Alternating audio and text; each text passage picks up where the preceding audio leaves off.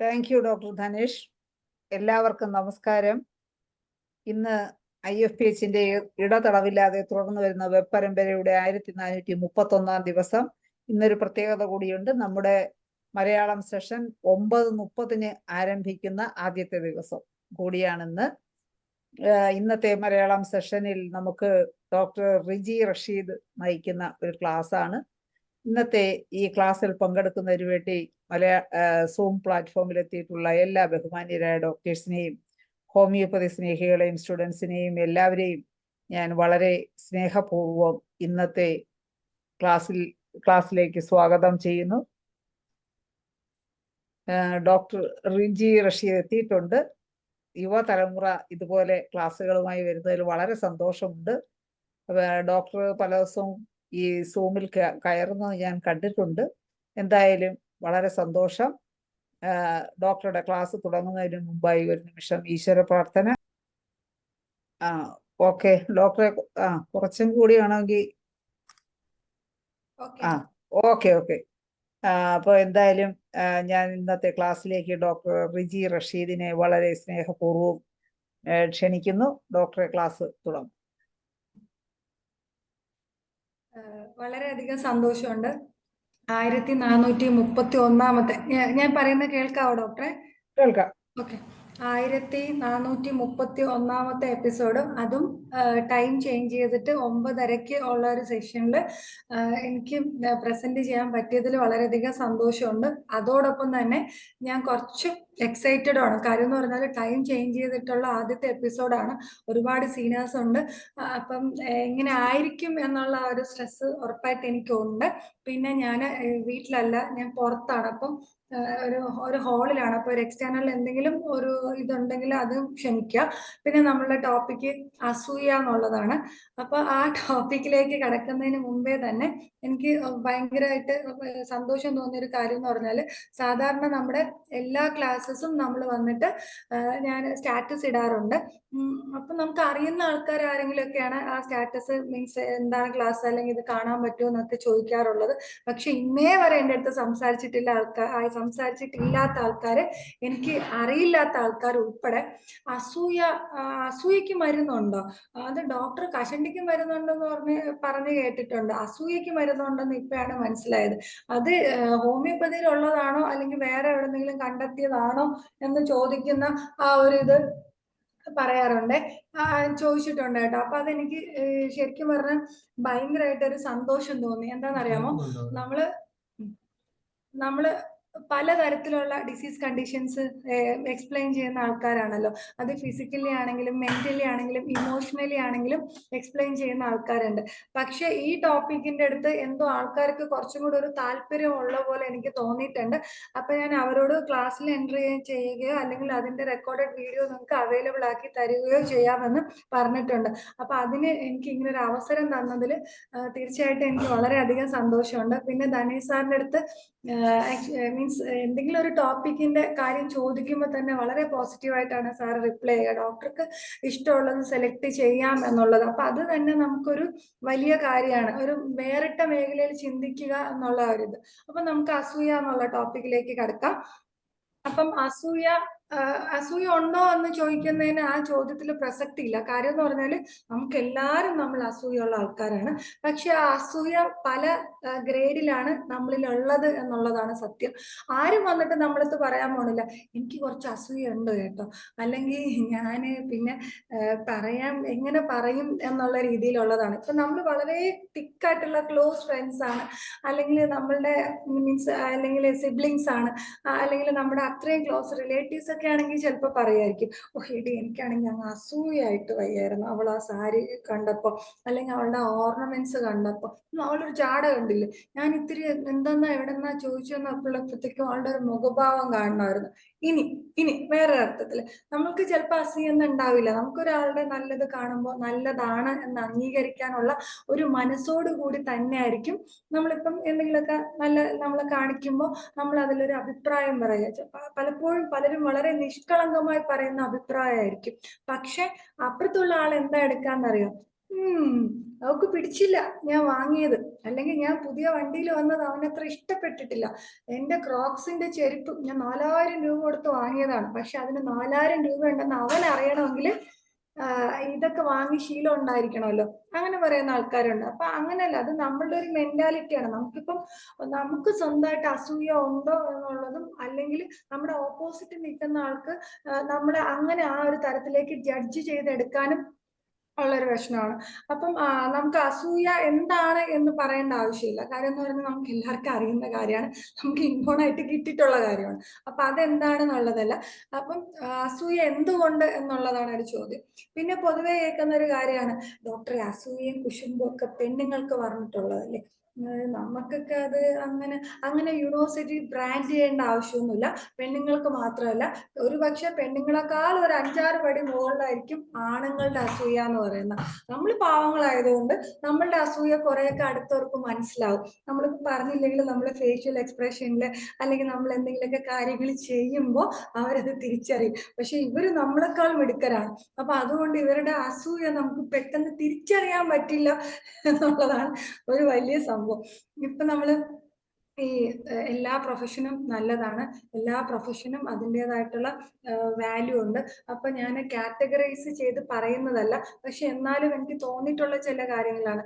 ഇപ്പം ലോ പ്രൊഫഷൻസിലുള്ള ആൾക്കാരും അതുപോലെ തന്നെ ഡോക്ടേഴ്സ്, ടീച്ചേഴ്സ്, ഇവർക്കിടയിൽ പിന്നെ പൊളിറ്റീഷ്യൻസ്. ഓക്കെ, അപ്പൊ പൊളിറ്റീഷ്യൻസിന്റെ കാര്യം നമുക്കറിയാം. അവർക്ക് കൂടുതലും നേതാക്കളെയല്ല ആവശ്യം, അനുയായികളെയാണ് അവർക്ക് ആവശ്യം.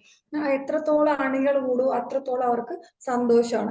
അപ്പൊ ഇങ്ങനെ ഈ ഒരു കാറ്റഗറിയിലുള്ള ആൾക്കാർക്കാണ് ഭയങ്കരമായ ഒരു ബുദ്ധിമുട്ട് വരിക.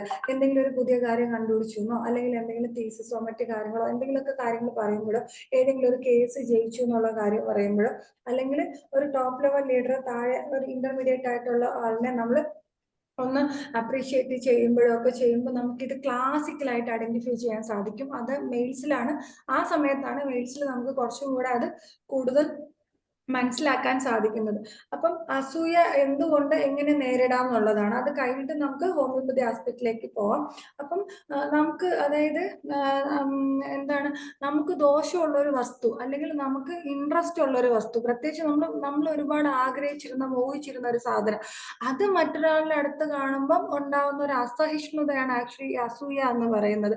അപ്പം അവനവന്റെ കുറവുകളെ കുറിച്ചും അതുപോലെ തന്നെ പോരായ്മകളെ കുറിച്ചുള്ള ചിന്തകൾക്കും നമുക്ക് അസൂയ എന്ന് പറയാം. അതായത് എനിക്ക് ഇത്ര കുറ്റമുണ്ട്. ഇപ്പൊ ഒരു എക്സാമ്പിൾ, എനിക്ക് ഡ്രൈവിംഗ് അറിയില്ല. ഓക്കെ, ഞാൻ കുറെ ട്രൈ ചെയ്തു, പക്ഷെ എനിക്ക് വണ്ടി ഓടിക്കാൻ അറിയുന്നില്ല. ഓക്കെ, അപ്പം എന്റെ ഉള്ളിന്റെ ഉള്ളിൽ അതൊരു ഇൻഫീരിയോറിറ്റി കോംപ്ലക്സ് ആയിട്ട് കിടക്കുവാണ്. ഓക്കെ, ബിക്കോസ് ഞാൻ ട്രൈ ചെയ്തിട്ട് എനിക്ക് പറ്റിയില്ല. ഓക്കെ, അപ്പൊ ആ സമയത്താണ് മറ്റാരെങ്കിലും ഡ്രൈവ് ചെയ്യുന്നത്, നല്ല സൂപ്പറായിട്ട് ഡ്രൈവ് ചെയ്ത് പോകുന്നത് ഞാൻ കാണുന്നത്. ചിലപ്പം എൻ്റെ അത്രയും വിദ്യാഭ്യാസം ഇല്ലാത്ത ഒരാളായിരിക്കാം, അല്ലെങ്കിൽ എൻ്റെ അത്രയും ജീവിത സാഹചര്യം മെച്ചപ്പെടാത്ത ഒരാളായിരിക്കാം, അല്ലെങ്കിൽ എൻ്റെ അത്രയും ഭംഗിയില്ലാത്ത ഒരാൾ. എൻ്റെ എന്ന് പറയുന്നത് ഒരു കോമൺ ആസ്പെക്റ്റിൽ പറയുന്നതാണ്. അപ്പൊ എൻ്റെ അത്രയും ഭംഗിയില്ലാത്ത ഒരാളായിരിക്കാം. അപ്പൊ അങ്ങനെ വരുമ്പം ഇവർക്ക് ഇത് മനസ്സിൽ കിടക്കുവാണ്. അപ്പൊ ആ ഡ്രൈവിംഗ് പഠിച്ച പാവത്താൻ നല്ല ഡീസന്റ് ആയിട്ട് മാന്യമായിട്ട് വണ്ടി ഓടിച്ചു പോവുകയാണ്. പക്ഷെ നമ്മൾ എന്തെങ്കിലും ഒരു കുറ്റം കണ്ടെത്തും. നമുക്ക് ഡ്രൈവിംഗ് അറിഞ്ഞൂടെങ്കിലും നമ്മൾ പറയും, ബ്രേക്ക് ഇട്ടത് ശരിയായില്ല, ഇൻഡിക്കേറ്റർ ഇട്ടത് ശരിയായില്ല, അവളൊരു വണ്ടി എടുത്ത് ഇനിയിപ്പോ ആരെയും കണ്ണിലൊന്നും കാണൂല.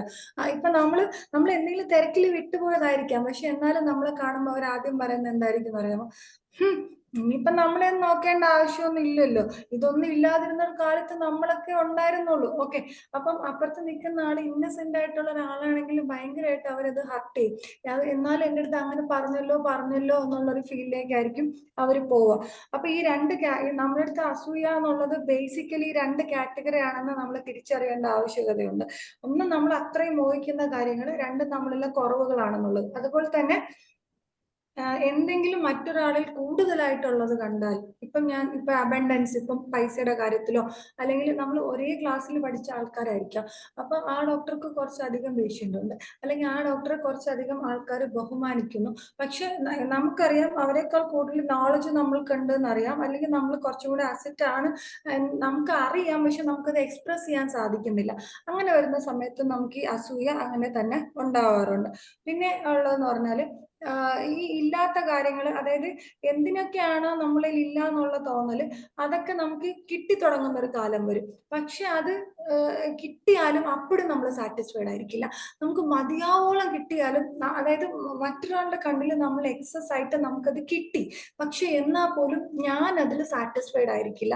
എന്ന് വെച്ചാല് ഇപ്പം എന്റെ കയ്യിൽ ഇല്ലാത്ത എന്തെങ്കിലും, ഇപ്പൊ എനിക്കൊരു ബ്രാൻഡഡ് വാച്ചാണ് ആവശ്യം, ഞാനത് ഒരുപാട് കാലം ആഗ്രഹിച്ചു, ഒരുപാട് വർഷം ആഗ്രഹിച്ചു, പക്ഷെ അപ്പോഴൊന്നും എനിക്ക് കിട്ടിയില്ല. എനിക്ക് അത് ആ സെയിം സാധനം പല പല ടൈപ്പിൽ എനിക്ക് ഗിഫ്റ്റ് ആയിട്ട് കിട്ടി, ഞാൻ സ്വന്തമായി അധ്വാനിച്ചു വാങ്ങിച്ചു. അല്ലെങ്കിൽ എനിക്ക് ഒന്നിൽ കൂടുതൽ കാര്യങ്ങൾ, എനിക്ക് ഓർണമെന്റ്സ്, ഞാൻ ആഗ്രഹിക്കുന്നേക്കാൾ കൂടുതൽ ഓർണമെന്റ്സ് ഞാൻ തന്നെ വാങ്ങിയാൽ പോലും എനിക്ക് ആ ഒരു സാറ്റിസ്ഫാക്ഷൻ കിട്ടില്ല എന്നുള്ളതാണ് അസൂയയുടെ വേറൊരു തലം എന്ന് പറയുന്നത്. അതുപോലെ തന്നെ നമുക്ക് ഇത് എന്താണ്, മറ്റൊരാള് നമ്മളെക്കാളും മെച്ചപ്പെട്ട അവസ്ഥയിലേക്ക് എത്തുമ്പോൾ ആ അസൂയ തോന്നുക എന്നുള്ളത് നമുക്ക് ഓൾറെഡി അറിയുന്ന കാര്യമാണ്. ആ സെയിം തന്നെയാണ് ഒരു സഹതാപം, ദയ, അങ്ങനെയുള്ള വികാരങ്ങളൊക്കെ നമ്മൾ പ്രകടിപ്പിക്കാൻ തുടങ്ങുമ്പോൾ അതിന്റെ വിപരീത പദമായിട്ട് അസൂയ ചിലപ്പോൾ ഉണ്ടാവാറുണ്ട്. അതായത് ഇപ്പം ഒരാൾ ലാക്കിങ്ങിലാണ്, അല്ലെങ്കിൽ ഒരാൾ കഷ്ടപ്പാടാണ്, ഒരാൾ ഹസ്ബൻഡ് മരിച്ചുപോയി, അല്ലെങ്കിൽ കുട്ടികൾ ആർക്ക് അങ്ങനെ എന്തെങ്കിലും അപകടം പറ്റി, അങ്ങനെ എന്തെങ്കിലും ബുദ്ധിമുട്ട് വന്നു, അവിടെ നമ്മൾ പോയിട്ട് ആത്മാർത്ഥമായിട്ട് നമ്മൾ അത് സിമ്പതൈസ് ചെയ്യാൻ ശ്രമിക്കുകയാണ്, അല്ലെങ്കിൽ അവരെ അതിൽ നിന്ന് നമ്മൾ റീഅഷ്വർ ചെയ്ത് കൊണ്ടുവരാൻ ശ്രമിക്കുകയാണെന്ന് ഇരിക്കട്ടെ. ആ ഇരിക്കുന്ന സന്ദർഭങ്ങളിലും ആക്ച്വലി നമ്മൾ വളരെ നോർമൽ ആയിട്ട് ബിഹേവ് ചെയ്യുന്ന കാര്യമാണ്, പക്ഷെ അതുപോലും അസൂയായിട്ട്, അതായത് അവരിൽ അത് അങ്ങനെ ഫീൽ ചെയ്യും. ഓക്കെ, അതായത് എനിക്കില്ല അവൾക്കുണ്ട്, അല്ലെങ്കിൽ എനിക്കില്ല അവന്റെ കയ്യിൽ ഇപ്പോഴും അത് ഉണ്ട്, എന്റെ കയ്യിൽ നിന്ന് അത് നഷ്ടമായി പോയി. ഓക്കെ, ചിലപ്പം ഡിവോഴ്സ് ആവുന്ന ആൾക്കാരെ നമ്മൾ ശ്രദ്ധിച്ചു നോക്കിയാൽ അറിയാം, അവര് ഹസ്ബൻഡും വൈഫും കൂടെ ഉണ്ടായിരുന്ന അത്രയും കാലം വരെ അവരുടെ ആ ഒരു വാല്യൂ ചിലപ്പോൾ അവര് അങ്ങോട്ടും ഇങ്ങോട്ടും തിരിച്ചറിഞ്ഞിട്ടുണ്ടാവില്ല. പക്ഷെ എന്നാല് അവരുടെ അത് നഷ്ടപ്പെട്ട് കഴിയുമ്പോഴാണ് അവർക്ക് ആ ഒരു വേദനയും വിഷമം കൂടുതലായിട്ട് റിയലൈസ് ചെയ്യുക. ആ സമയത്ത് എന്ത് പറ്റും എന്ന് പറഞ്ഞാല്, സെയിം സ്റ്റാറ്റസിൽ അല്ലാത്ത കപ്പിൾസിനെ കാണുമ്പോൾ ഇവർക്ക് ആ കപ്പിൾ ഒന്നും ചെയ്തില്ല എങ്കിൽ പോലും ഇവർക്ക് ഈ ഫീലിംഗ് ഇങ്ങനെ ഉണ്ടായിക്കൊണ്ടേയിരിക്കും. ഇപ്പൊ നമുക്ക് ഉള്ളിൽ ഉണ്ടാകുന്ന തോട്ട് മാത്രമാണ് അസൂയ എങ്കിൽ കുഴപ്പമില്ല, പക്ഷെ അങ്ങനെയല്ല. നമ്മളിപ്പം സ്മോക്കിങ്ങിന്റെയും ഡ്രിങ്കിങ്ങിന്റെയും കാര്യം പറയുന്ന പോലെ, സ്മോക്കിംഗ് എന്ന് പറഞ്ഞാൽ ആക്ച്വലി വലിക്കുന്ന ആൾക്കും ബുദ്ധിമുട്ടാണ്, പാസീവ് സ്മോക്കിംഗ് കൊണ്ട് പുറത്തുള്ള ആൾക്കാർക്കും ബുദ്ധിമുട്ടാണ്. പക്ഷെ ഡ്രിങ്കിങ് വരുമ്പം അങ്ങനെ ഒരു ഇഷ്യൂ വരുന്നില്ല. അയാൾക്കാണോ ബുദ്ധിമുട്ട്, ഇപ്പൊ അയാളെ ലിവർ പോകുന്നു, അല്ലെങ്കിൽ അയാൾ എന്തെങ്കിലും എൻ്റെ ചെയ്യുന്നു, അത് മാത്രമല്ല ചിലപ്പോൾ അയാളെ ഫാമിലി അഫക്റ്റ് ചെയ്യും, പിന്നെ സൊസൈറ്റിയും അങ്ങനെ അത്രത്തോളം അഫക്റ്റ് ചെയ്യില്ല. പക്ഷെ ലൈക്ക് സ്മോക്കിംഗ് പോലെയാണ് നമ്മളുടെ അസൂയ. ആ അസൂയ നമ്മളുടെ ക്വാളിറ്റി ഓഫ് ലൈഫ് മാത്രമല്ല ഇല്ലാതാക്കി കളയുക, for each and every persons നമുക്ക് ക്വാളിറ്റി ഓഫ് ലൈഫ് ഇമ്പോർട്ടൻ്റ് ആണ്. അപ്പൊ നമ്മുടെ കയ്യിൽ എന്തുണ്ടോ അതിൽ നമ്മൾ കണ്ടന്റ് ആയിരിക്കുക എന്നുള്ളതാണ്, നമ്മൾ അതിൽ സാറ്റിസ്ഫൈഡ് ആയിട്ടിരിക്കുക എന്നുള്ളതാണ്, നമ്മൾ അതിന് താങ്ക്ഫുൾ ആയിട്ടിരിക്കുക എന്നുള്ളതാണ്. അപ്പൊ ആ താങ്ക്ഫുൾനെസ്സും ഗ്രാറ്റിറ്റ്യൂഡും നമ്മൾ എത്ര തന്നെ നല്ല രീതിയിൽ ഫോളോ ചെയ്ത് പോകാൻ ശ്രമിച്ചാലും, ഇത്തരക്കാര്യം നമുക്ക് ചുറ്റും ഉണ്ടെങ്കിൽ നമുക്കത് മുന്നോട്ട് കൊണ്ടുപോകാൻ ശരിക്കും പറഞ്ഞാൽ വലിയ ബുദ്ധിമുട്ടായിരിക്കും.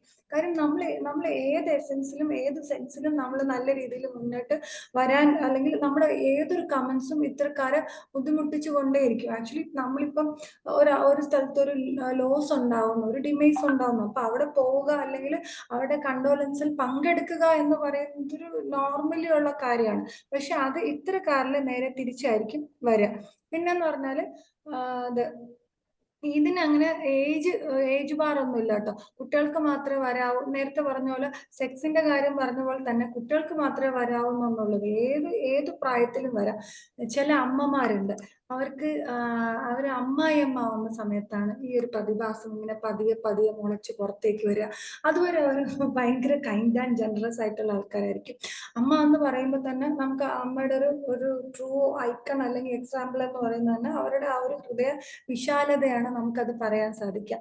പക്ഷെ അസൂയയുടെ കാര്യത്തിൽ വരുമ്പോൾ ചില ഇതിൽ നമ്മളിങ്ങനെ അവരിങ്ങനെ വർത്തമാനം പറഞ്ഞു തുടങ്ങുമ്പോൾ തന്നെ നമ്മൾ തിരിച്ചറിയുകയാണ്, ആക്ച്വലി ഇതെല്ലാം ഈ മരുമോളെ പറ്റി പറയുന്നതോ, അല്ലെങ്കിൽ മോനെ പറ്റി പറയുന്നതോ, അല്ലെങ്കിൽ ഫാമിലിനെ പറ്റി പറയുന്നതോ, ബാക്കി കാര്യങ്ങളൊക്കെ ഈ അസൂയയിൽ നിന്നാണ് ഉടലെടുക്കുന്നതെന്നുള്ളത് നമുക്ക് മനസ്സിലാവും.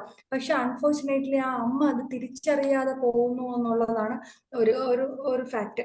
അപ്പൊ നമ്മൾ വൺസ് റിയലൈസ് ചെയ്ത് കഴിഞ്ഞാൽ, ഇപ്പം ഞാനിങ്ങനെ ചിന്തിക്കുന്നത് തെറ്റാണ്, നമ്മളും നമ്മുടെ കയ്യിൽ കിട്ടുന്ന പേഷ്യൻസും നമ്മൾ അവരെ ആ ഒരു ബ്ലോക്ക് ഒന്ന് മാറ്റാൻ ശ്രമിച്ചാൽ കുറേ പ്രശ്നങ്ങൾ അവരുടെ ലൈഫിൽ ലൈഫിലെ കുറേ പ്രശ്നങ്ങൾ അതിൽ തന്നെ ഒഴിവായി പോകാറാണ് പതിവ്. അപ്പൊ ഇതുകൊണ്ടാണ് നിങ്ങൾക്ക് ഇങ്ങനെ തോന്നുന്നത്. അപ്പൊ നിങ്ങൾ അതിൽ നിന്നൊന്ന് പുറത്തോട്ട് വന്നാൽ തീരാവുന്ന പ്രശ്നങ്ങളേ ഉള്ളൂ. ഇതിൽ പകുതി മുക്കാലും നിങ്ങളുടെ തോന്നലാണ് എന്നുള്ള ആ ഒരു കാര്യം നമ്മൾ ഉണ്ടാക്കി കൊടുക്കുക എന്നുള്ളതാണ്. പിന്നെ ഉള്ളതെന്ന് പറഞ്ഞാൽ ചില ആൾക്കാർ അത് അവർ ഓപ്പൺ ആയിട്ട് തന്നെ പറയാറുണ്ട് കേട്ടോ. എന്താണെന്നറിയില്ല ഡോക്ടറെ, പിന്നെ ഒരാൾക്ക് നല്ലത് വരുന്നത് കാണുമ്പോൾ എനിക്കത് കുറച്ച് ബുദ്ധിമുട്ടാണ്. ഒരു പറയാൻ പറ്റാത്തൊരു വിഷമം എൻ്റെ ഉള്ളിൽ തോന്നാറുണ്ട്. പക്ഷേ അത് എന്തുകൊണ്ടാണ് എന്ന് എനിക്കറിയില്ല. പക്ഷെ അവർ ഈ പറയുന്ന ആൾക്കാരുണ്ടല്ലോ, അവർ നല്ല ആൾക്കാരായിരിക്കും, നമുക്ക് കുറേ കാലമായിട്ട് അറിയുന്ന നല്ല ആൾക്കാരായിരിക്കും.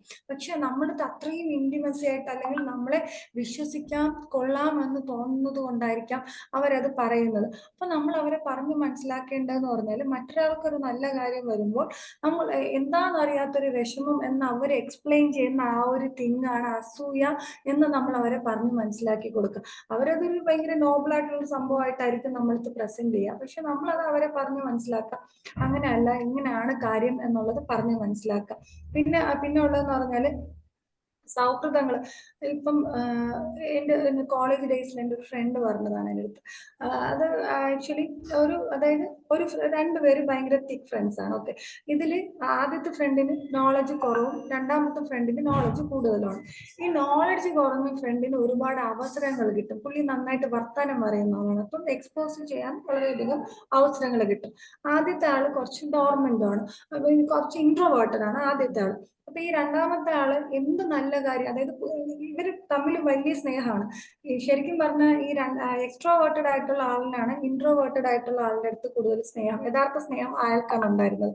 അപ്പൊ ഇവര് ഈ മറ്റേ കുട്ടി എന്ത് പ്ലാൻ ചെയ്താലും ഈ കുട്ടീനോട് വന്ന് പറയും. അപ്പം എല്ലാ സോഷ്യൽ എക്സ്പോഷറിലും ഇവര് ഒരുമിച്ചുണ്ടാവാൻ വേണ്ടി ശ്രമിക്കാറുണ്ട്. പക്ഷെ വളരെ ബുദ്ധിപരമായിട്ട് ഈ ആദ്യത്തെ കുട്ടി ഉണ്ടല്ലോ, ഇൻട്രോവേർട്ടഡ് ആയിട്ടുള്ള കുട്ടി അതിൽ നിന്ന് ഒഴിഞ്ഞു മാറാറാണ് പതിവ്. പക്ഷെ കുറെ കാലങ്ങൾ, ഒരു 4.5 years ആയപ്പോഴാണ് മനസ്സിലാവുന്നത് അസൂയാണ് അതിൻ്റെ ഒരു ബേസിക് ഫാക്ടർ എന്ന് മനസ്സിലാവുന്നത്. അതുവരെ ഇൻട്രോവേർട്ടഡ് ആണ് എന്ന് കരുതി പോരുന്ന ആൾക്കാരുണ്ട്. ഇവര് നമ്മൾക്ക് ഈ കാര്യങ്ങളൊക്കെ വന്ന് പറയുമ്പോൾ നമുക്ക് അപ്പൊ ഇങ്ങനെ തോന്നും, ഇത്രയും കാലം ഇവര് തിരിച്ചറിഞ്ഞില്ലല്ലോ എന്ന് നമുക്ക് കേൾക്കുമ്പോൾ തോന്നും. പക്ഷെ നമ്മൾ ഒരു ടോക്സിക് റിലേഷൻഷിപ്പ് എന്ന് പറയുന്നത് ഒരു എന്താ പറയാ, ഒരു ലിവിങ് ടു ദ റിലേഷൻഷിപ്പിലാണെങ്കിലും ഫ്രണ്ട്ഷിപ്പിലാണെങ്കിലും മാരീഡ് ലൈഫിലാണെങ്കിലും കുഞ്ഞുങ്ങളുടെ കാര്യത്തിലാണെങ്കിലും നമ്മൾ ഈ ചാറ്റ്, ഇപ്പോൾ ഒരുപാട് ചാറ്റ് ഗ്രൂപ്പ്സ് ഉണ്ട്. എല്ലാ സെക്ടറിലും ഈ ടോക്സിക്, ഈവൻ നമ്മൾ ഒരു 10 മിനിറ്റ് നമ്മൾ ബസ്സിൽ യാത്ര ചെയ്യുകയാണെങ്കിൽ നമ്മളൊന്ന് പുറത്തോട്ട് ഇറങ്ങുന്നു, അവിടെയൊക്കെ ടോക്സിക് റിലേഷൻഷിപ്പ് ഉറപ്പായിട്ടും ഉണ്ട്. നമ്മൾ ബൗണ്ട് ചെയ്ത് ഇങ്ങനെ നിൽക്കുന്നുണ്ട്. അപ്പൊ അതിനകത്തും ഈ പറഞ്ഞ പോലെ ഈ അസൂയ എന്നുള്ളത് നമ്മൾ എത്രയും നേരത്തെ തിരിച്ചറിയുന്നു അത്രയും നല്ലതാണ്. ഓക്കെ, നമ്മൾ ആ ഫ്രണ്ട് നമ്മൾക്ക് ജലസിയാണ്, എൻവിയാണ് എന്ന് നമ്മൾ തിരിച്ചറിയുകയാണെങ്കിൽ ഒന്നുകിൽ അവരെ കറക്റ്റ് ചെയ്യാൻ ശ്രമിക്കുക, അല്ലാന്നുണ്ടെങ്കിൽ നമ്മൾ അതിൽ നിന്ന് ഒഴിവാകാൻ ശ്രമിക്കുക. അതും പറ്റിയില്ല എന്നുണ്ടെങ്കിൽ നമ്മൾ അവരെ പതിയെ ഒറ്റയടിക്ക് പറ്റില്ലെങ്കിൽ പോലും പതിയെ നമുക്ക് അവോയ്ഡ് ചെയ്ത് അവരിൽ നിന്ന് പുറത്തു വരാൻ സാധിക്കാറുണ്ട്. പിന്നെ ഉള്ളതെന്ന് പറഞ്ഞാൽ ഓരോ വ്യക്തികൾക്കും അവരുടേതായിട്ടുള്ള സ്വഭാവമാണ്. അതായത് നമുക്ക് ഇപ്പൊ എനിക്ക് എൻ്റെതായിട്ടുള്ള പോസിറ്റീവ്സും നെഗറ്റീവ്സും ഉണ്ട്. ഈ ലോകത്തുള്ള എല്ലാ മനുഷ്യരും അങ്ങനെ തന്നെയാണ്, അയാളുടേതായിട്ടുള്ള പോസിറ്റീവും നെഗറ്റീവും ഉണ്ട്. ഇപ്പൊ നമ്മൾ കഥയിലും കവിതയിലും ഒക്കെ വായിക്കാറുണ്ട്, സൗന്ദര്യം എന്ന് പറയുന്നത് ആക്ച്വലി കാണുന്നവന്റെ കണ്ണിലാണ് എന്നാണ് നമ്മൾ പറയുക. അതായത് ഒരാള് ഇപ്പം എനിക്ക് സൗന്ദര്യം ഉണ്ടോ ഇല്ല എന്നുള്ളത് ഞാനല്ല ജഡ്ജ് ചെയ്യുന്നത്, എന്നെ കാണുന്ന ആളിന്റെ കണ്ണിലാണ് എന്നാണ് നമ്മൾ പറയുക. അതുപോലെ തന്നെയാണ് അസൂയ. കാര്യം എന്ന് പറഞ്ഞാൽ അസൂയ ഏത് എക്സ്റ്റെൻഡിൽ പോകും, എന്തൊക്കെ ബുദ്ധിമുട്ടുകൾ നമുക്ക് ഉണ്ടാക്കും എന്നുള്ളതും അത് ആ അസൂയ ഉള്ള ആൾക്കും അതുകൊണ്ട് അതിന് ബാധിക്കുന്ന ആൾക്കാരുടെയും ആ ഒരു സ്കെയിൽ വെച്ചാണ് നമ്മൾ ഇന്റൻസിറ്റി എടുക്കുന്നത്. പിന്നെ ഉള്ളതെന്ന് പറഞ്ഞാല് ഇപ്പം നമ്മൾ ക്രോണിക് ഡിസീസസിലൊക്കെ പറയുന്ന ഒരു കാര്യമുണ്ട്. അതെന്താന്ന് വെച്ചാൽ ഇപ്പൊ നമുക്ക് നമുക്കിപ്പം ഒരു എക്സാമ്പിൾ പറഞ്ഞാൽ കോൺസ്റ്റിപ്പേഷൻ ഉള്ള ഒരാൾ, അപ്പൊ അയാൾക്ക് കഴിഞ്ഞ ഒരു 8-10 കൊല്ലമായിട്ട് ഒരു 5 ദിവസത്തിലൊരിക്കലോ 3 ദിവസത്തിലൊരിക്കലോ വയറ്റിൽ നിന്ന് പോകുന്ന ഒരാളാണെന്ന് ഇരിക്കട്ടെ, അല്ലെങ്കിൽ പീരീഡ്സ് ഇറഗുലർ ആയിട്ടുള്ള ആൾക്കാർക്ക് അവർക്ക് ഒരു മാസത്തിൽ 2 പ്രാവശ്യവും പീരീഡ്സ് വരുന്നു, അവർക്ക് കുറെ കൊല്ലമായിട്ട് അങ്ങനെയാണ് വരുന്നത്. അപ്പം ശരിക്കും അത് അവരുടെ ലൈഫിന്റെ പാർട്ടായിട്ട് മാറുകയാണ് ചെയ്യുന്നത്. എന്ന് പറഞ്ഞ പോലെ സ്ഥിരമായിട്ട് അസൂയുള്ള ആൾക്കാരെ നമ്മൾ ഇത് അവരെ ഒരു ബേസിക് നാച്ചർ ആണ് എന്ന് പറഞ്ഞ് വിട്ട് കളയുന്ന കേസസ് ഉണ്ട്. അവിടെയൊക്കെ നമ്മൾ കോൺസ്റ്റിറ്റ്യൂഷണൽ മെഡിസിൻസ് ഭയങ്കര നല്ല ആക്ഷൻ ആണ് തരുന്നത്. അപ്പൊ ഇതിൽ നിന്നാണ് ശരിക്കും പറഞ്ഞാൽ നമ്മളിങ്ങനെ റിസർച്ച് ചെയ്ത് പോകുമ്പോൾ അവരെ വീട്ടിലെ പാതി മുക്കാൽ പ്രശ്നം അവരെ ഒരു ഇപ്പൊ തലവേദനയാണെങ്കിലും ഉറക്കമില്ലായ്മയാണെങ്കിലും വിശപ്പില്ലായ്മയാണെങ്കിലും അങ്ങനെ കുറേ കാര്യങ്ങൾ നമുക്കതിൽ റെക്ടിഫൈ ചെയ്ത് പോകാൻ സാധിക്കാറുണ്ട്. പിന്നെ ഉള്ളതെന്ന് പറഞ്ഞാല് ഒരു സ്റ്റിമുലസ് അനുസരിച്ചാണ് ചെറുതും വലുതുമായിട്ടുള്ള, അതായത് അക്രമവാസനയെ വരയിൽ എത്തിക്കാറുണ്ട്. അതായത് ഒരാളെ കൊല്ലാൻ പോലും മുതിർന്ന തരത്തിലുള്ള അസുഖം നമുക്കറിയാം. പിന്നെ ഇപ്പം സീരിയല് എല്ലാ വീടുകളിലും എനിക്ക് തോന്നുന്നു ഇപ്പം ഇതിന്റെ നമ്മുടെ ക്ലാസ് ഉള്ളതുകൊണ്ട് ഹോമിയോ ഡോക്ടർമാർ കുറെ പേരൊക്കെ സീരിയലിൽ നിന്ന് രക്ഷപ്പെട്ടു എന്ന് തോന്നുന്നു. കാര്യം ഹിന്ദി സെഷൻ, ഇംഗ്ലീഷ് സെഷൻ, പിന്നെ മലയാളം സെഷനും കൂടെ ആകുമ്പോൾ നമ്മുടെ പ്രൈം ടൈം ചാനൽസിലുള്ള സീരിയൽസ് ഒക്കെ കട്ടായി. പ്രൈം ഡേ ചാനൽസിലുള്ള സീരിയൽസ് കട്ടായി. അപ്പം അത് ഇതിനകത്ത് ഇതല്ലാതെ വേറെ ഒന്നും പഠിപ്പിക്കുന്നില്ല. അസൂയ, അഹങ്കാരം, പൊങ്ങച്ച് നല്ല സീരിയൽസ് ഉണ്ടായിരിക്കാം, അങ്ങനെയല്ലേ, കലാകാരി എതിരായിട്ട് പറഞ്ഞതല്ല. പക്ഷെ പൊതുവെ ഇപ്പോഴത്തെ കാർട്ടൂൺസിൽ പോലും ഈ ഒരു കോമ്പറ്റീറ്റീവ് മെന്റാലിറ്റിയും ഇത്തരം കാര്യങ്ങൾ മാത്രമാണ് കുറച്ചും കൂടെ എക്സ്പോസ് ചെയ്ത് നമുക്ക് കാണാൻ സാധിക്കുന്നത്. അതുകൊണ്ട് പറഞ്ഞു എന്നുള്ളതേ ഉള്ളൂ. പിന്നെ ഉള്ളതെന്ന് പറഞ്ഞാൽ അസൂയ പലതരത്തിലാണ് ഉള്ളത്. പിന്നെ നമ്മൾ ക്രോസ് ചെയ്ത് കഴിഞ്ഞ വഴിയാണ്. പക്ഷെ എന്നാലും ഈ പ്രണയം ഇത് ആ ഒരു റിലേഷൻഷിപ്പിലാവുക എന്നുള്ളൊരു സംഭവം ഉണ്ടല്ലോ. റിലേഷൻഷിപ്പിലായി കഴിഞ്ഞാലാണ് നമുക്ക് ഭയങ്കരമായിട്ട് ഈ പൊസസീവ്നെസ്, അസൂയൊക്കെ നമുക്ക് പുറത്തേക്ക് വരിക.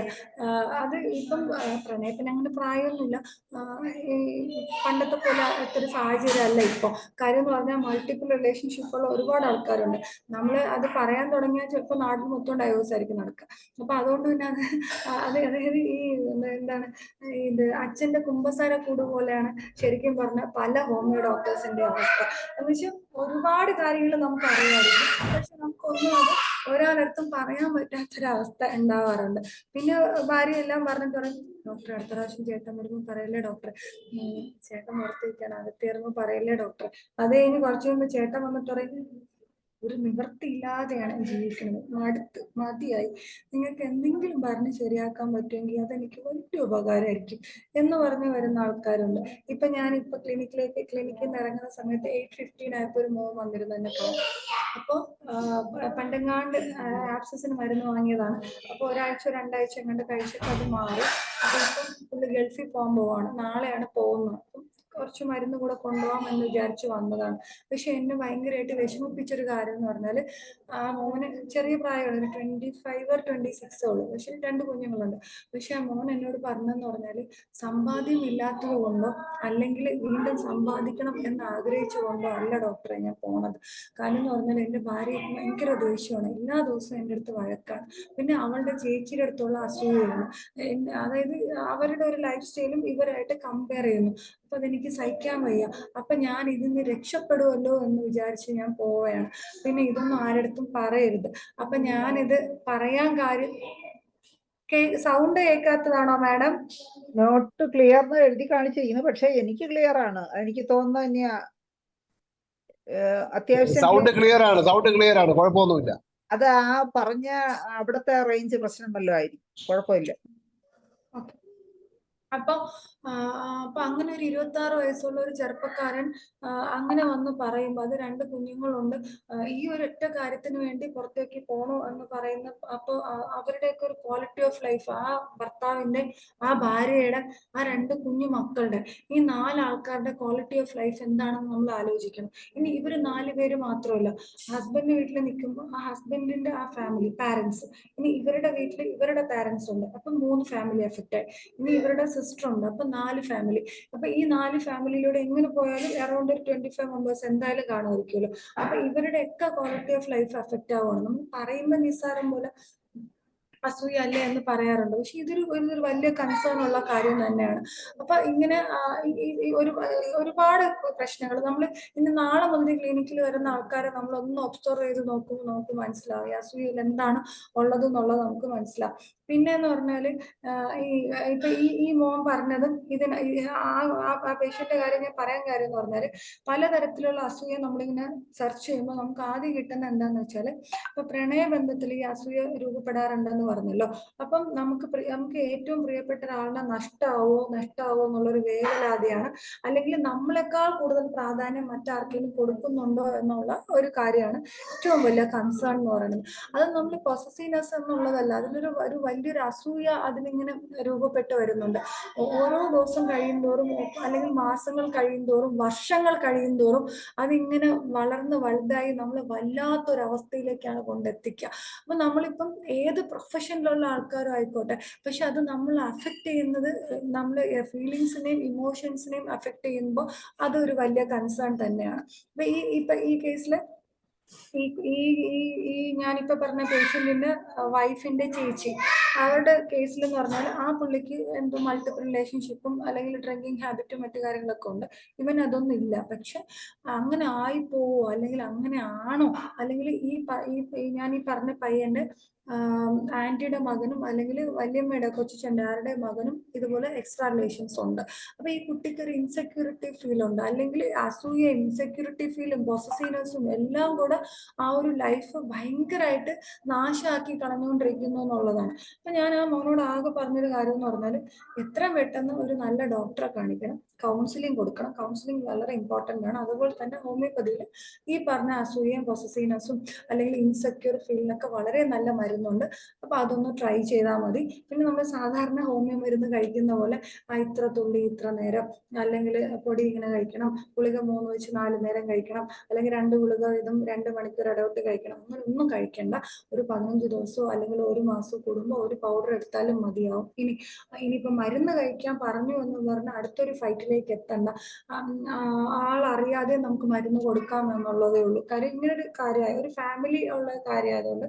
പക്ഷെ അത് ആ കുട്ടിയുടെ പാരന്റ്സിന്റെ കൺസേണോട് കൂടി ആയിരിക്കണം. അത് ഇമ്പോർട്ടന്റ് ആണ്. ഇപ്പൊ പാരന്റ്സിന്റെ കൺസേൺ ഇല്ലാതെ അങ്ങനെ ചെയ്യാൻ പറ്റില്ലല്ലോ. അപ്പൊ അങ്ങനെ അത് ഓരോരുത്തരുടെ എത്തിക്സ് ആണ്. കേൾക്കുന്ന ഓരോരുത്തർക്കും ഓരോ തരത്തിലുള്ള എത്തിക്സ് ആണ്. എന്നെ സംബന്ധിച്ചിടത്തോളം ഞാൻ എപ്പോഴും ഏറ്റവും കൂടുതൽ ഇമ്പോർട്ടൻസ് കൊടുക്കുക ഒരു ഫാമിലി സ്കാറ്റേർഡ് ആയി പോവാതിരിക്കുക എന്നുള്ളതിനാണ് ഞാൻ ഇമ്പോർട്ടൻസ് കൊടുക്കുക. പിന്നെ ഉള്ളതെന്ന് പറഞ്ഞാല്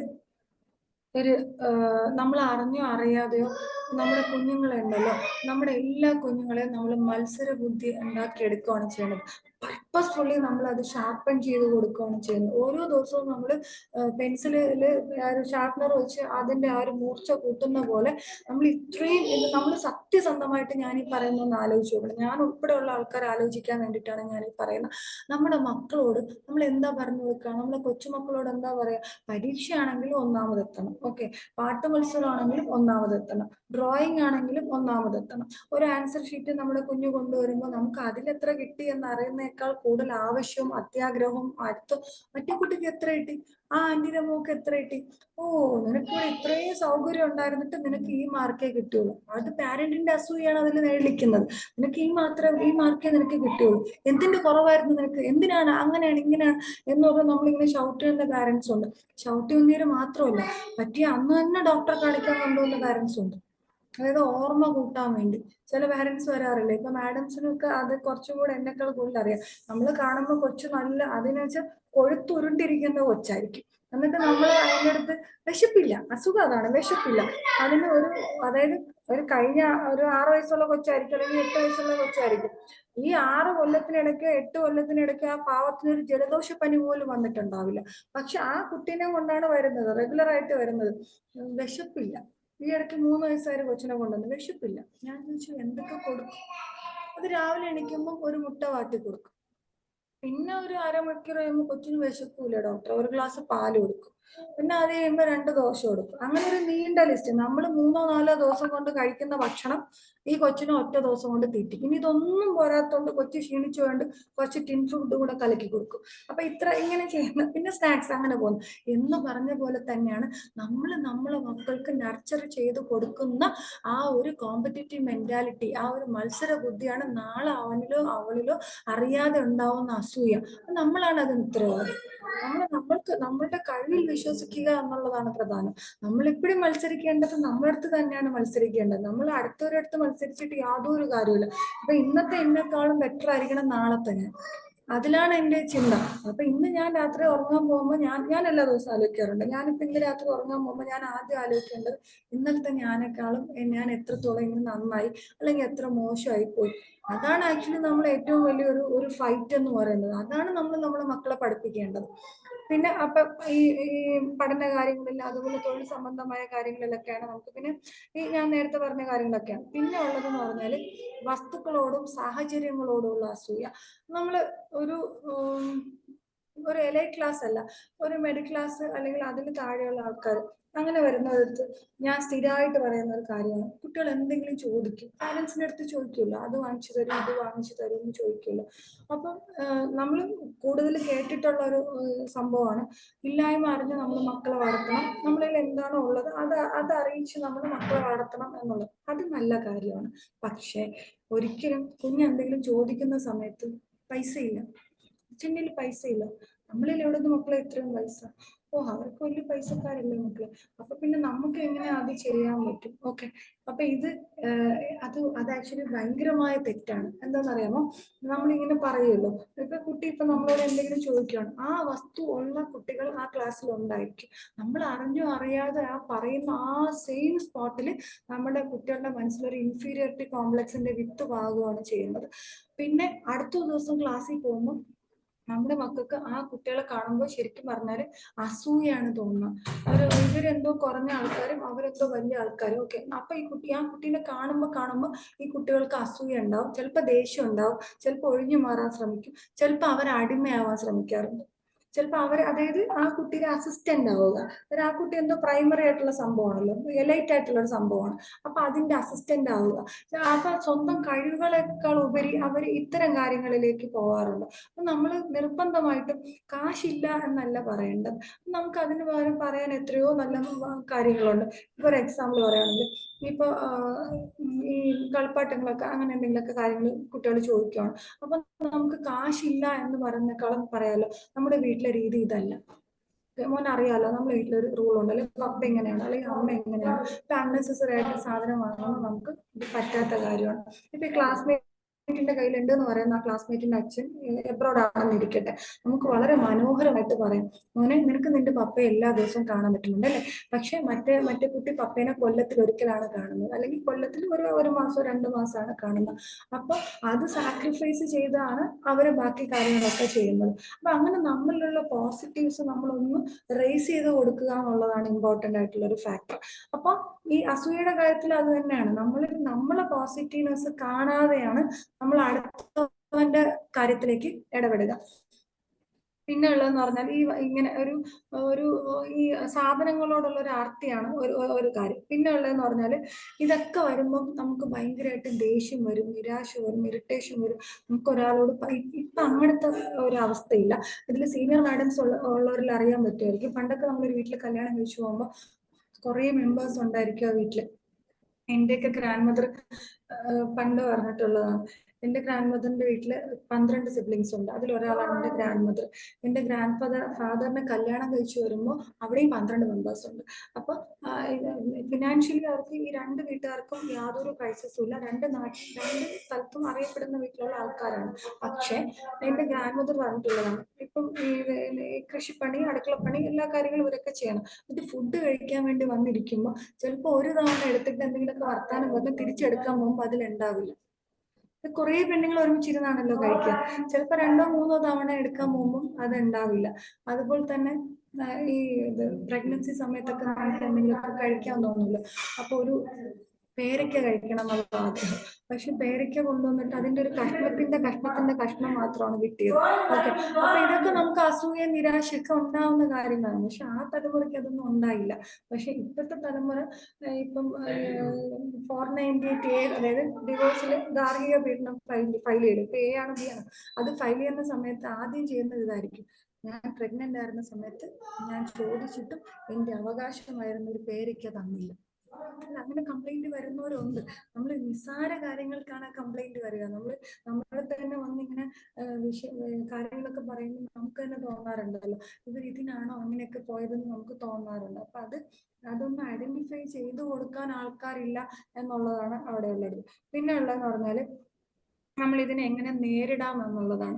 അപ്പൊ നമ്മൾ ഈ നേരിടുന്നതിൽ ഏറ്റവും ഇമ്പോർട്ടന്റ് ആയിട്ടുള്ള കാര്യം എന്ന് പറഞ്ഞാൽ, ഫസ്റ്റ് ഞാൻ നേരത്തെ പറഞ്ഞ പോലെ അത് അനലൈസ് ചെയ്യുക, ഞാൻ എന്താണ് എന്നുള്ളത് ഞാൻ അനലൈസ് ചെയ്യുക. എനിക്ക് അങ്ങനെ അനലൈസ് ചെയ്യാൻ സാധിച്ചില്ല എങ്കിൽ മറ്റൊരാളെ കൊണ്ട് അത് അനലൈസ് ചെയ്ത് എടുക്കുക എന്നുള്ളതാണ്. പിന്നെ ഉള്ളതെന്ന് പറഞ്ഞാൽ റിലേഷൻഷിപ്പിന്റെ കാര്യത്തിലേക്ക് വരുമ്പോഴത്തേക്ക് നമ്മൾ ആദ്യം ചെയ്യേണ്ട ഒരു കാര്യം എന്ന് പറഞ്ഞാൽ നമ്മൾ ഇപ്പം എനിക്ക് ആരെയാ കൂടുതൽ ഇഷ്ടം, ഞാൻ പണ്ട് ചെറുപ്പത്തിലൊക്കെ ഞാൻ നേരത്തെ ഈ പണമില്ല എന്ന് പറയരുതെന്ന് പറഞ്ഞല്ലോ, അത് ആക്ച്വലി ഇക്കിഗായ് എന്ന് പറഞ്ഞൊരു ബുക്കിൽ അത് വളരെ ഡീറ്റെയിൽ ആയിട്ട് എക്സ്പ്ലെയിൻ ചെയ്തിട്ടുണ്ട്. ഒരു ചൈനീസ് ബുക്ക്, അത് നമ്മൾ നോക്കുമ്പോൾ നമുക്ക് അറിയാൻ പറ്റും. അതുപോലെ പല ബുക്സിലും ഉണ്ട്. പിന്നെ ഇനി പറയാൻ പോകുന്നതെന്ന് പറഞ്ഞാൽ നമ്മൾ പറഞ്ഞു വന്നത് നമ്മള് എന്താണ് എന്ന് നമ്മൾ അറിയാൻ ശ്രമിക്കുക എന്നുള്ളതാണ്. അപ്പൊ ഈ അറിയാൻ ശ്രമിക്കുന്ന കാര്യത്തിൽ ഇപ്പൊ പണ്ടൊക്കെ ഇങ്ങനെ ചോദിക്കൂലേ, ആരെയാണ് കൂടുതൽ ഇഷ്ടം, എന്നെ എത്ര ഇഷ്ടമുണ്ട്, അങ്ങനെയൊക്കെ ചോദിക്കുന്ന ആൾക്കാരുണ്ടല്ലോ. ഞാൻ പണ്ടൊക്കെ അതൊക്കെ ചോദിച്ചിട്ടുണ്ട്, പലരോടും ചോദിച്ചിട്ടുണ്ട്. ഇപ്പൊ എന്റെ കൊച്ചന്മാരോടും അമ്മമാരോടും പലരോടും ചോദിച്ചിട്ടുണ്ട്. പക്ഷെ ഇപ്പൊ ചോദിക്കില്ല. കാര്യം എന്താണെന്നറിയാമോ? വൺസ് എനിക്ക് എൻ്റെ അടുത്താണ് ആദ്യം ഇഷ്ടം ഉണ്ടാവേണ്ടത്. എനിക്ക് എൻ്റെ അടുത്ത് പ്രൈമറി ആയിട്ട് ഒരു ഇഷ്ടം ഉണ്ടായില്ല എന്നുണ്ടെങ്കിൽ എനിക്ക് ഒരാളെയും സ്നേഹിക്കാൻ സാധിക്കില്ല. ഓക്കെ, നമ്മളിപ്പം ടേക്ക് ഇറ്റ് ഫോർ ഗ്രാൻഡഡ് എന്ന് പറഞ്ഞ പോലെയാണ് സ്ത്രീകളെ പൊതുവെ അവര് തന്നെ എല്ലാം ആയിരിക്കണം. മൾട്ടി ടാസ്കിങ്ങിന്റെ അങ്ങേയറ്റം അപ്പർ അതോറിറ്റിയാണ് അമ്മമാരെന്ന് പറയുന്നത്. അമ്മമാർക്ക് കുറച്ച് ഒരു 50 എബോ ഉള്ള ആൾക്കാർ നമ്മൾ എവിടെയെങ്കിലും ക്ലാസ് എടുക്കാൻ പോകുമ്പോൾ വെറുതെ ഞാൻ ചോദിക്കാറുണ്ട്, ഐസ്ക്രീം ഇഷ്ടമുള്ള അമ്മമാരൊന്ന് കൈ ഉയർത്താൻ വരാറുണ്ട്, അല്ലെങ്കിൽ സ്നാക്സ് ഇഷ്ടമുള്ള അമ്മമാരൊന്ന് കൈ ഉയർത്താൻ വരാറുണ്ട്. എന്താ സംഭവം അറിയാമോ? ഇതെല്ലാം കൊണ്ട് ഫ്രിഡ്ജിൽ അവിടെയൊക്കെ നിറച്ചു വെക്കും. ഓക്കെ, പക്ഷെ അവർക്കുള്ളതല്ല അത്. എന്നുവെച്ചാൽ ഒരു എലൈറ്റ് ക്ലാസിന്റെ കാര്യം എനിക്ക് അങ്ങനെ എനിക്കറിയില്ല. താഴോട്ടൊക്കെ എന്ന് പറഞ്ഞാല് അത് കൊച്ചു കുട്ടികൾക്കുള്ളതാണ്. വേണമെങ്കിൽ മരുമകൾക്കും മോൾക്കും കഴിക്കാം, നമ്മളെടുത്ത് കഴിക്കാൻ പാടില്ല. കാര്യം നമ്മള് വയസ്സായല്ലോ, അപ്പൊ നമുക്ക് പറഞ്ഞിട്ടുള്ളതല്ല അതെന്ന് ചിന്തിക്കുന്ന ആൾക്കാരുണ്ട്. ടൂറൊക്കെ പോകുന്ന സമയത്തും പിന്നെ അവർക്ക് ഡ്രസ്സ് വാങ്ങുന്നു, പിന്നെ ഇത് ഒരു മാസത്തേക്കുള്ള മരുന്ന് വാങ്ങുന്നു, എല്ലാ ട്രാവൽ കിറ്റും എല്ലാം സെറ്റ് ചെയ്ത് പോകുന്ന ആൾക്കാരുണ്ട്. പക്ഷെ അവിടെയും റെസ്ട്രിക്ഷൻ എന്താന്ന് വെച്ചാൽ അമ്മയെ കൊണ്ടുപോകുന്നില്ല, അച്ഛനെ കൊണ്ടുപോകുന്നില്ല, അവർക്ക് യാത്ര ചെയ്യാൻ ബുദ്ധിമുട്ടാ, അല്ലെങ്കിൽ അവർക്ക് താല്പര്യമില്ല. പക്ഷെ അവർക്ക് ഇങ്ങനെയൊന്നും വന്ന് കാണേണ്ട ആവശ്യമൊന്നുമില്ല. ആക്ച്വലി അവരോട് ചോദിക്കുന്നുണ്ടോ എന്ന് ചോദിച്ചാൽ നമ്മൾ അവരെ വിളിച്ച് ചോദിക്കുമ്പോഴായിരിക്കും നമുക്കത് മനസ്സിലാവും. അപ്പൊ സ്വാഭാവികമായിട്ടും ചില പാരന്റ്സിന് അസൂയ തോന്നുക എന്നുള്ളത് നാച്ചുറലി ഉള്ള കാര്യമാണ്. നമുക്കാണെങ്കിൽ അത് തോന്നുമല്ലോ. അപ്പൊ നമ്മൾ പ്രൈമറി ആയിട്ട് നമുക്ക് നമ്മളെയാണ് ആദ്യം ഇഷ്ടം, അത് നമ്മളെ മക്കളെ പഠിപ്പിക്കുക. ഇപ്പൊ എൻ്റെ വീട്ടിൽ 2 കുഞ്ഞുങ്ങളുണ്ട്.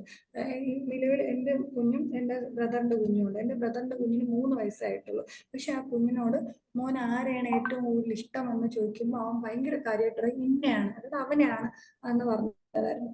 ഓക്കെ, അപ്പൊ ഇതിനകത്ത് ഞാൻ മാഡം ഇത് പറയുന്നതെന്ന് പറഞ്ഞാല് അസൂയ നമ്മളിൽ ഉണ്ടാവുന്നത് നമ്മൾ അത് വന്നിട്ട് അതിൽ നിന്ന് റെക്ടിഫൈ ചെയ്ത് പോകണമല്ലോ. നമ്മളിപ്പോ കോൺസ്റ്റിറ്റ്യൂഷണൽ മെഡിസിൻ മാത്രം കൊടുത്തു, നമ്മളിപ്പം എന്ത് തരത്തിലുള്ള മരുന്ന് കൊടുത്തു എന്ന് പറഞ്ഞാലും നമ്മളിനി എത്ര ഭയങ്കരമായിട്ട് സെലക്ട് ചെയ്ത മരുന്ന് കൊടുത്തു എന്ന് പറഞ്ഞാലും 1 ഡോസോ 2 ഡോസോ 3 ഡോസോ മരുന്ന് കൊടുത്തു എന്നുള്ളത് കൊണ്ട് മാത്രം ആ അസുഖം മാറില്ല. നമ്മൾ അവരെ അതിൽ നിന്ന് പുറത്തേക്ക് കൊണ്ടുവരാൻ ശ്രമിച്ചാൽ മാത്രമേ നമുക്കത് മാറ്റാൻ കഴിയുള്ളൂ. അപ്പൊ നമ്മൾ ഓരോരുത്തരെ ഇൻഷുറൻസ് കിട്ടുമ്പോഴാണ് നമ്മൾ അതിൽ നിന്ന് പഠിക്കുക എന്നുള്ളതാണ്. പിന്നെ ഉള്ളതെന്ന് പറഞ്ഞാല് പിന്നെ നമ്മൾ യൂണിവേഴ്സലി അറിയേണ്ട ഒരു കാര്യം എന്ന് പറഞ്ഞാൽ ഓരോരുത്തർക്കും ലൈഫ് ഓരോ തരത്തിലാണ്. ബ്ലെസ്ഡ് ആണ് ലൈഫ്. ഓക്കെ, ഒരാളുടെ ലൈഫ് അല്ല മറ്റൊരാൾക്ക്. അത് നമ്മൾ കണ്ടന്റഡ് ആയിരിക്കണം എന്നുള്ളതാണ്. പിന്നെ ഉള്ളതെന്ന് പറഞ്ഞാൽ ഞാൻ അടുത്ത ക്ലാസ്സിൽ ഈ അസൂയ ബേസ് ചെയ്ത് അലോപീസിയ കൊടുത്ത മെഡിസിൻസിന്റെ ആ റിസൾട്ട് ഞാൻ ആക്ച്വലി ഷെയർ ചെയ്തിരുന്നു. പക്ഷെ അതെന്തോ കാരണങ്ങൾ കൊണ്ടാണ് ഇന്നിപ്പോ അത് ഇതിലേക്ക് കാണിക്കാൻ സാധിക്കാത്തത്. പിന്നെ നമുക്ക് മെഡിസിൻ പാർട്ടിലോട്ട് പോവാം. അപ്പൊ നമ്മൾ അസൂയ എന്ന് നമ്മൾ എടുക്കുമ്പോൾ നമുക്ക് ഏറ്റവും ഇമ്പോർട്ടന്റ് ആയിട്ട് ഉപയോഗിക്കാൻ പറ്റുന്ന മരുന്നാണ് ഹയോസാമസ് എന്ന് പറയുന്നത്. അപ്പൊ നമുക്ക് പെട്ടെന്ന് അസൂയക്ക് ഒരു മരുന്ന് കിട്ടിയില്ല എന്നിരിക്കട്ടെ, നമുക്ക് ധൈര്യമായിട്ട് ഹയോസാമസ് 1-2 ഡോസ് കൊടുക്കാം. 1 in 15 days നമുക്ക് കൊടുക്കാം. നമുക്ക് ഭയങ്കരമായിട്ട് ഒരു റിസൾട്ട് കിട്ടാറുണ്ട്. അതായത് നമുക്കൊരു ഈ അസൂയ കൊണ്ടുള്ള ഒരു സംശയരോഗം, ഒരു വിദ്വേഷം ഉണ്ടാവുക, അല്ലെങ്കിൽ ഇതിങ്ങനെ ഉള്ളിൽ കടന്ന് അവരെ പലതരത്തിൽ ഇപ്പൊ നമ്മള് സ്വാഭാവികമായിട്ടും ചിന്തിക്കുന്ന പോലെയല്ല, അവർക്ക് ചുറ്റും കാണുന്നതെല്ലാം അവർക്ക് ഇതുകൊണ്ടുള്ള ഒരു ബുദ്ധിമുട്ടായിട്ട് മാറാറുണ്ട്. അതായത് പറഞ്ഞാല് തൊട്ടതിനും പിടിച്ചതിനൊക്കെ അവർക്ക് ഒരാളെ വിശ്വാസമില്ല. അതാണ് ഒരു പ്രൈമായിട്ടുള്ള കാര്യം എന്ന് പറയുന്നത്. അപ്പൊ നമുക്ക് ഒരു പർട്ടിക്കുലർ പറഞ്ഞോട്ടെ, അസൂയായിട്ട് ബന്ധപ്പെട്ട റൂബ്രിക്കുകളൂടെ ഒന്ന് പറയണേ. അതായത് നമ്മൾ വന്നിട്ട് ജലസി, ഞാൻ അത് ചെയ്തിരുന്നു മാഡം, പക്ഷെ അതിനകത്ത് കാണിക്കാൻ പറ്റാത്തതുണ്ട്. അടുത്ത ക്ലാസ്സിൽ ഞാൻ ഉറപ്പായിട്ടും ഓരോ റെപ്പട്രിയിലും നമ്മൾ അത് എടുക്കുന്നത് എങ്ങനെയാണെന്നുള്ളത് അതിൽ കാണിച്ചു തരാം. ആ റൂബ്രിക് എടുക്കുന്ന മാത്രമല്ല ഓരോ കേസ് റെക്കോർഡിന്റെ ഡീറ്റെയിൽസ് നമ്മൾ എങ്ങനെയാണ് അതിലേക്ക് എത്തുക എന്നുള്ളത്. ആക്ച്വലി ജലസി എന്ന് പറഞ്ഞ റൂബ്രിക് ഉണ്ട്, NB എന്ന് പറഞ്ഞിട്ട് റൂബ്രിക് ഉണ്ട്. ഈ റൂബ്രിക് നമ്മൾ ടൈപ്പ് ചെയ്യുമ്പോൾ തന്നെ നമുക്ക് ആ മെഡിസിൻസ് കിട്ടാറുണ്ട്. പിന്നെ ആഫ്റ്റർ ഇഫക്ട്സ് അല്ലെങ്കിൽ ഇൽ ഇഫക്ട്സ് എന്ന് പറഞ്ഞ് നമുക്ക് കിട്ടാറുണ്ട്. പിന്നെ കിട്ടുന്നത് എങ്ങനെയാന്ന് വെച്ചാൽ ഇപ്പം ഞാൻ നേരത്തെ പറഞ്ഞ പോലെ അസൂയ കൊണ്ട് ഓരോ ആൾക്കാർക്കും ഓരോ ഇഫക്ട്സ് ആണെങ്കിലും ഉണ്ടാവുക. അപ്പൊ ആ ഒരു ഇഫക്ട്സ് നമ്മൾ ടൈപ്പ് ചെയ്യുമ്പോഴും അതും നമുക്ക് അങ്ങനെ തന്നെ കിട്ടാറുണ്ട്. അങ്ങനെയാണ് നമ്മൾ സാധാരണ എടുക്കുന്നത്. പിന്നെ പൊതുവെ പേഴ്സണലി ഞാൻ അധികം റെപ്പറ്റൈസ് ചെയ്ത് മരുന്ന് കൊടുക്കുന്ന ഒരാളല്ല. അപ്പൊ ഞാൻ ഈ ക്ലാസ്സിന് വേണ്ടിയിട്ടാണ് ഞാൻ കുറച്ചത് പ്രിപ്പയർ ചെയ്ത് വെച്ചിരിക്കുന്നത്. എനിക്ക് അങ്ങനെ ഒരു പ്രാക്ടിക്കൽ എക്സ്പീരിയൻസ് കുറവാണ്. ഞാൻ മെറ്റീരിയൽ മെഡിക്കൽ ബേസ് ചെയ്തിട്ടാണ് കൊടുക്കുക, അല്ലെങ്കിൽ തെറാപ്യൂട്ടിക്സോ അല്ലെങ്കിൽ സീനിയേഴ്സിന്റെ എക്സ്പീരിയൻസ് വെച്ച് പിന്നെ അതിൽ ബാക്കി ഞാൻ വർക്ക്ഔട്ട് ചെയ്താണ് കൊടുക്കാറുള്ളത്. അല്ല ഞാൻ ക്ലിനിക്കിൽ റെപ്പറ്റൈസ് ചെയ്ത് കൊടുക്കാറില്ല. പിന്നെ ഉള്ളതെന്ന് പറഞ്ഞാൽ ലാക്കസിസ് നമുക്ക് നല്ലൊരു മെഡിസിൻ ആണ്.